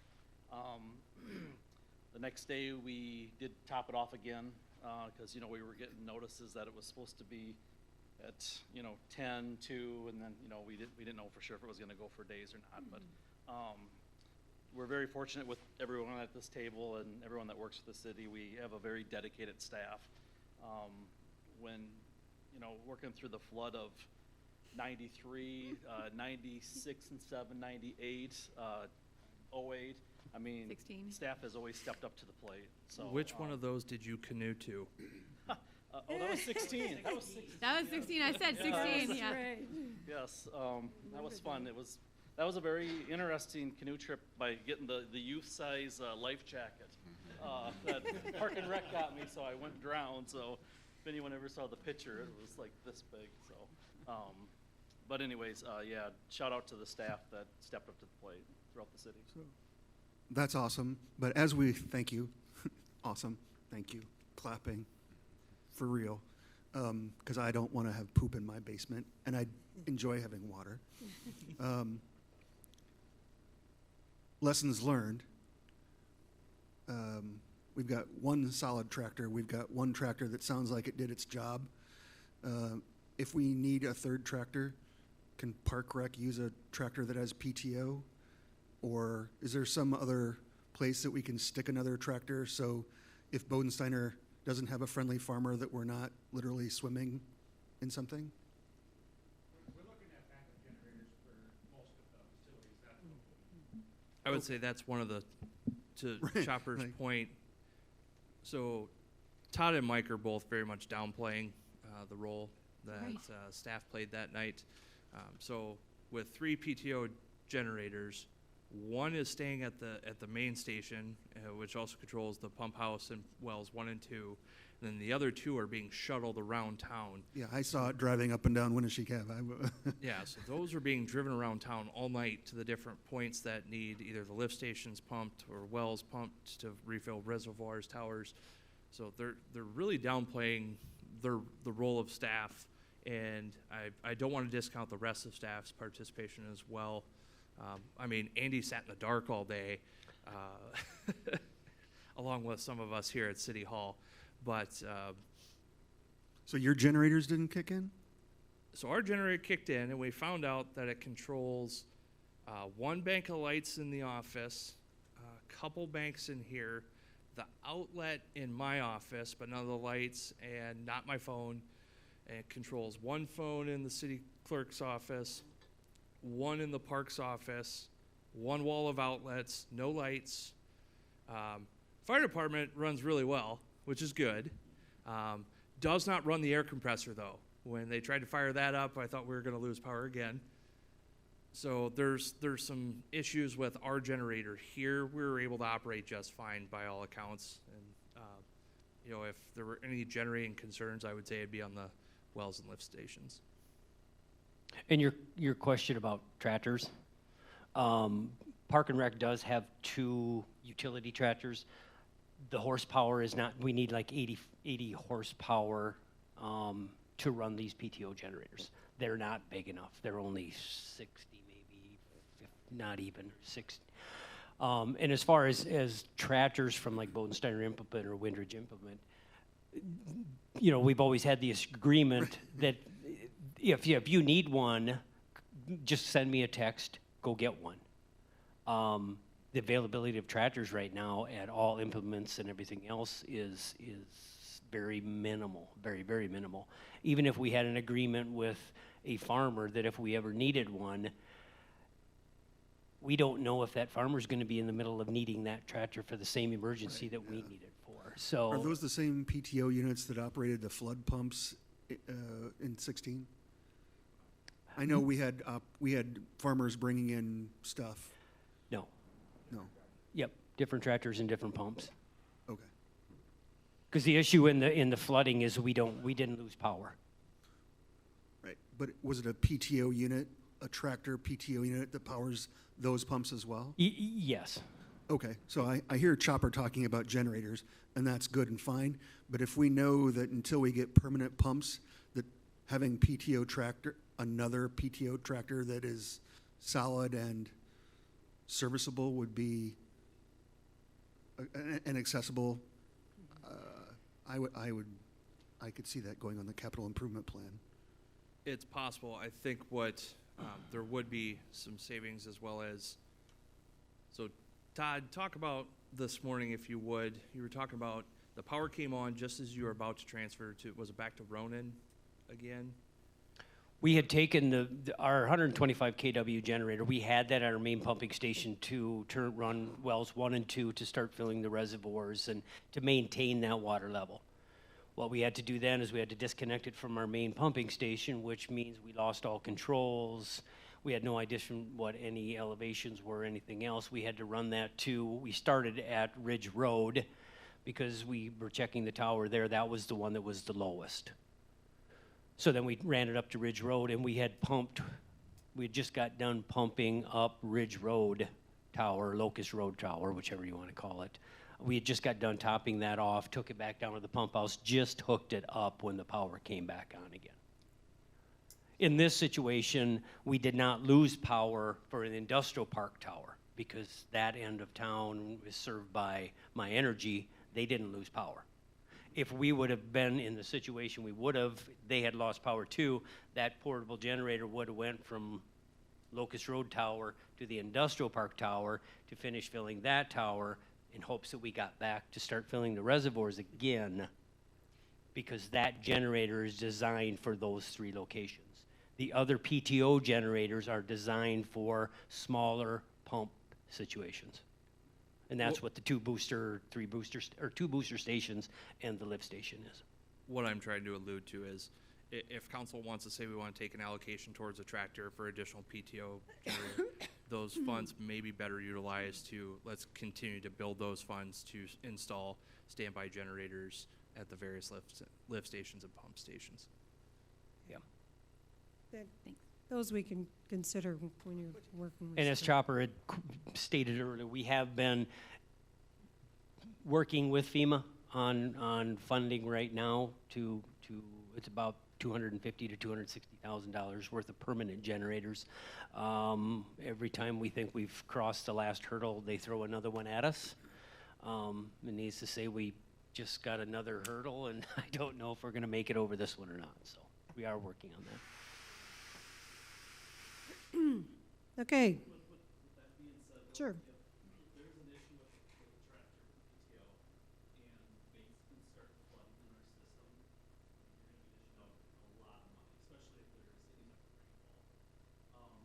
We lose power at the wastewater plant, within 2.5 hours, it's back in up to 10.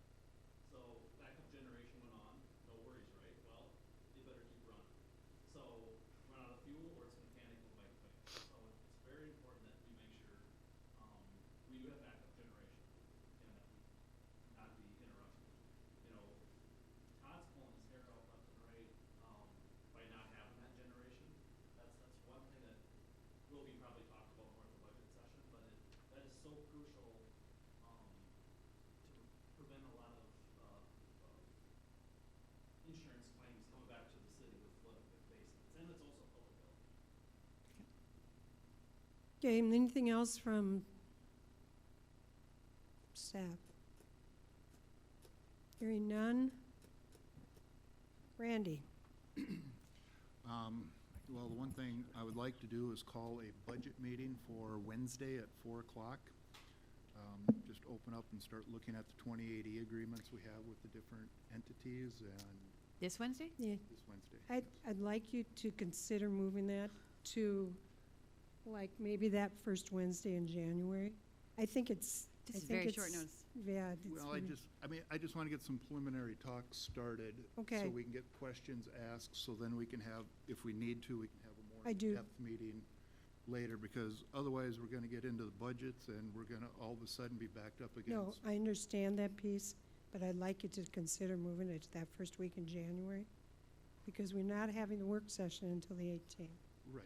No, that's why I just. But because there would be, there's, if you're having a budget on the hotel motel piece, there's gonna be other people that wanna be involved in Well, that. And I can't make because- this week. I can't either.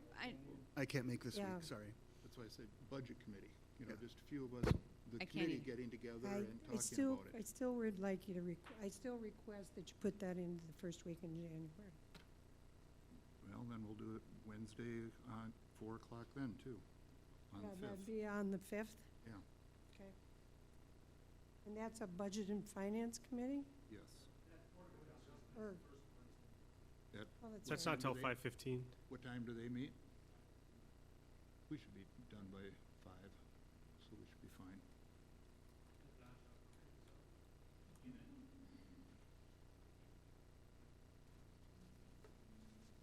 Thank you. Anything else, Randy? No. Emily? I would just want to make a heartfelt out to our community. I feel like the last week, Decorah's been tested in several different ways, from all the work that went on to keep us safe from the winds and to keep our power, or not our power, but our water running and clean, to obviously the events of this weekend. So I want to express my deepest sympathies to the families of the boys who lost their lives, and also offer up my prayers and hopes of healing for the families whose boys are still in critical condition, and also for our community. They touched so many people's lives. And I also want to extend a very heartfelt thanks to our first responders. I can't imagine what it must have been like to be on that scene and to deal with the aftermath of that. So thank you very much to all of our public safety, including fire and police and the sheriff's office, and everyone at the city, I'm sure, who dealt with anything related to what has happened. This time is often a time of thanks and giving, and I know that I am very thankful for the community that I live in and the things that we have and the conversations that we have. So thank you to all my fellow council members, and have a wonderful holiday season, everyone. Thanks, Emily. Steve Luce? Merry Christmas, everyone. Steve Zettergruen? Yeah, thank you, Emily, for saying that. I was certainly going to commend and show my appreciation to our public safety officers especially. Thank you. I also, I'm just sending Andy on his way. I'm grateful for the time I had to serve with and learn from him. I guess on the MEU front, I just want you to know that today was the deadline that Alliant was supposed to respond to the Iowa Utilities Board's questions for Alliant that they asked them in response to the complaint that this council voted to submit to the IUB. Alliant asked for an extension until next Wednesday, I think, today. Actually, I think it's only Wednesday, as in the 22nd. Okay, just like 3 days or 2 Yeah. days or whatever. I just so the council knows, because that will kick off a fast-moving process, and it'll be happening in January and over the holidays. I just want to really quickly spell that out. That will trigger a 30-day period in which let's see, the board staff will come up with a response to our complaint, taking into account what Alliant has said. When that comes out, that will start a 14-day clock during which either we or Alliant can respond to that board thing. So like this, the 14-day clock when you're dealing with city government is the piece that we need to kind of have our ducks in a row before that happens. And I'll maybe ask for some time on the first meeting in January's agenda just to discuss that. The other thing I just want to call out is that it was not just public agencies and our amazing staff that made our community more resilient during the power outage. I was excited to, and I know I saw the mayor was there as well. I was excited to see that Sean Snyder with emergency management, working together with food pantry staff and food pantry resources and Spectrum building and RSVP volunteers. I mean, a real labor of cross collaboration between a lot of different groups created this warming shelter, and it was actually pretty well used. If the power had stayed out for much longer, it certainly could have been a great lifeline for the community. So I was proud to see that happen, and it was great to see our community come together in so many different ways. Ross? Thank you to all of you for your hard work and dedication, and Merry Christmas. Kurt? Merry Christmas to all, and to all a good night. Hey, just staff, Thursday is Ugly Christmas Sweater Day, so I encourage for being fun. Wear your ugly Christmas center. I also wanted to make note, too, that the community had supported the food pantry such that they were be able to buy a huge generator to be able to keep all of their refrigerators going and having the room, and that it actually had been installed a week before this came. That was kind of cool, too. And I want to thank the council for the hard work and the discussions that we've had tonight, and happy holidays. With that, so moved. Thank you very much.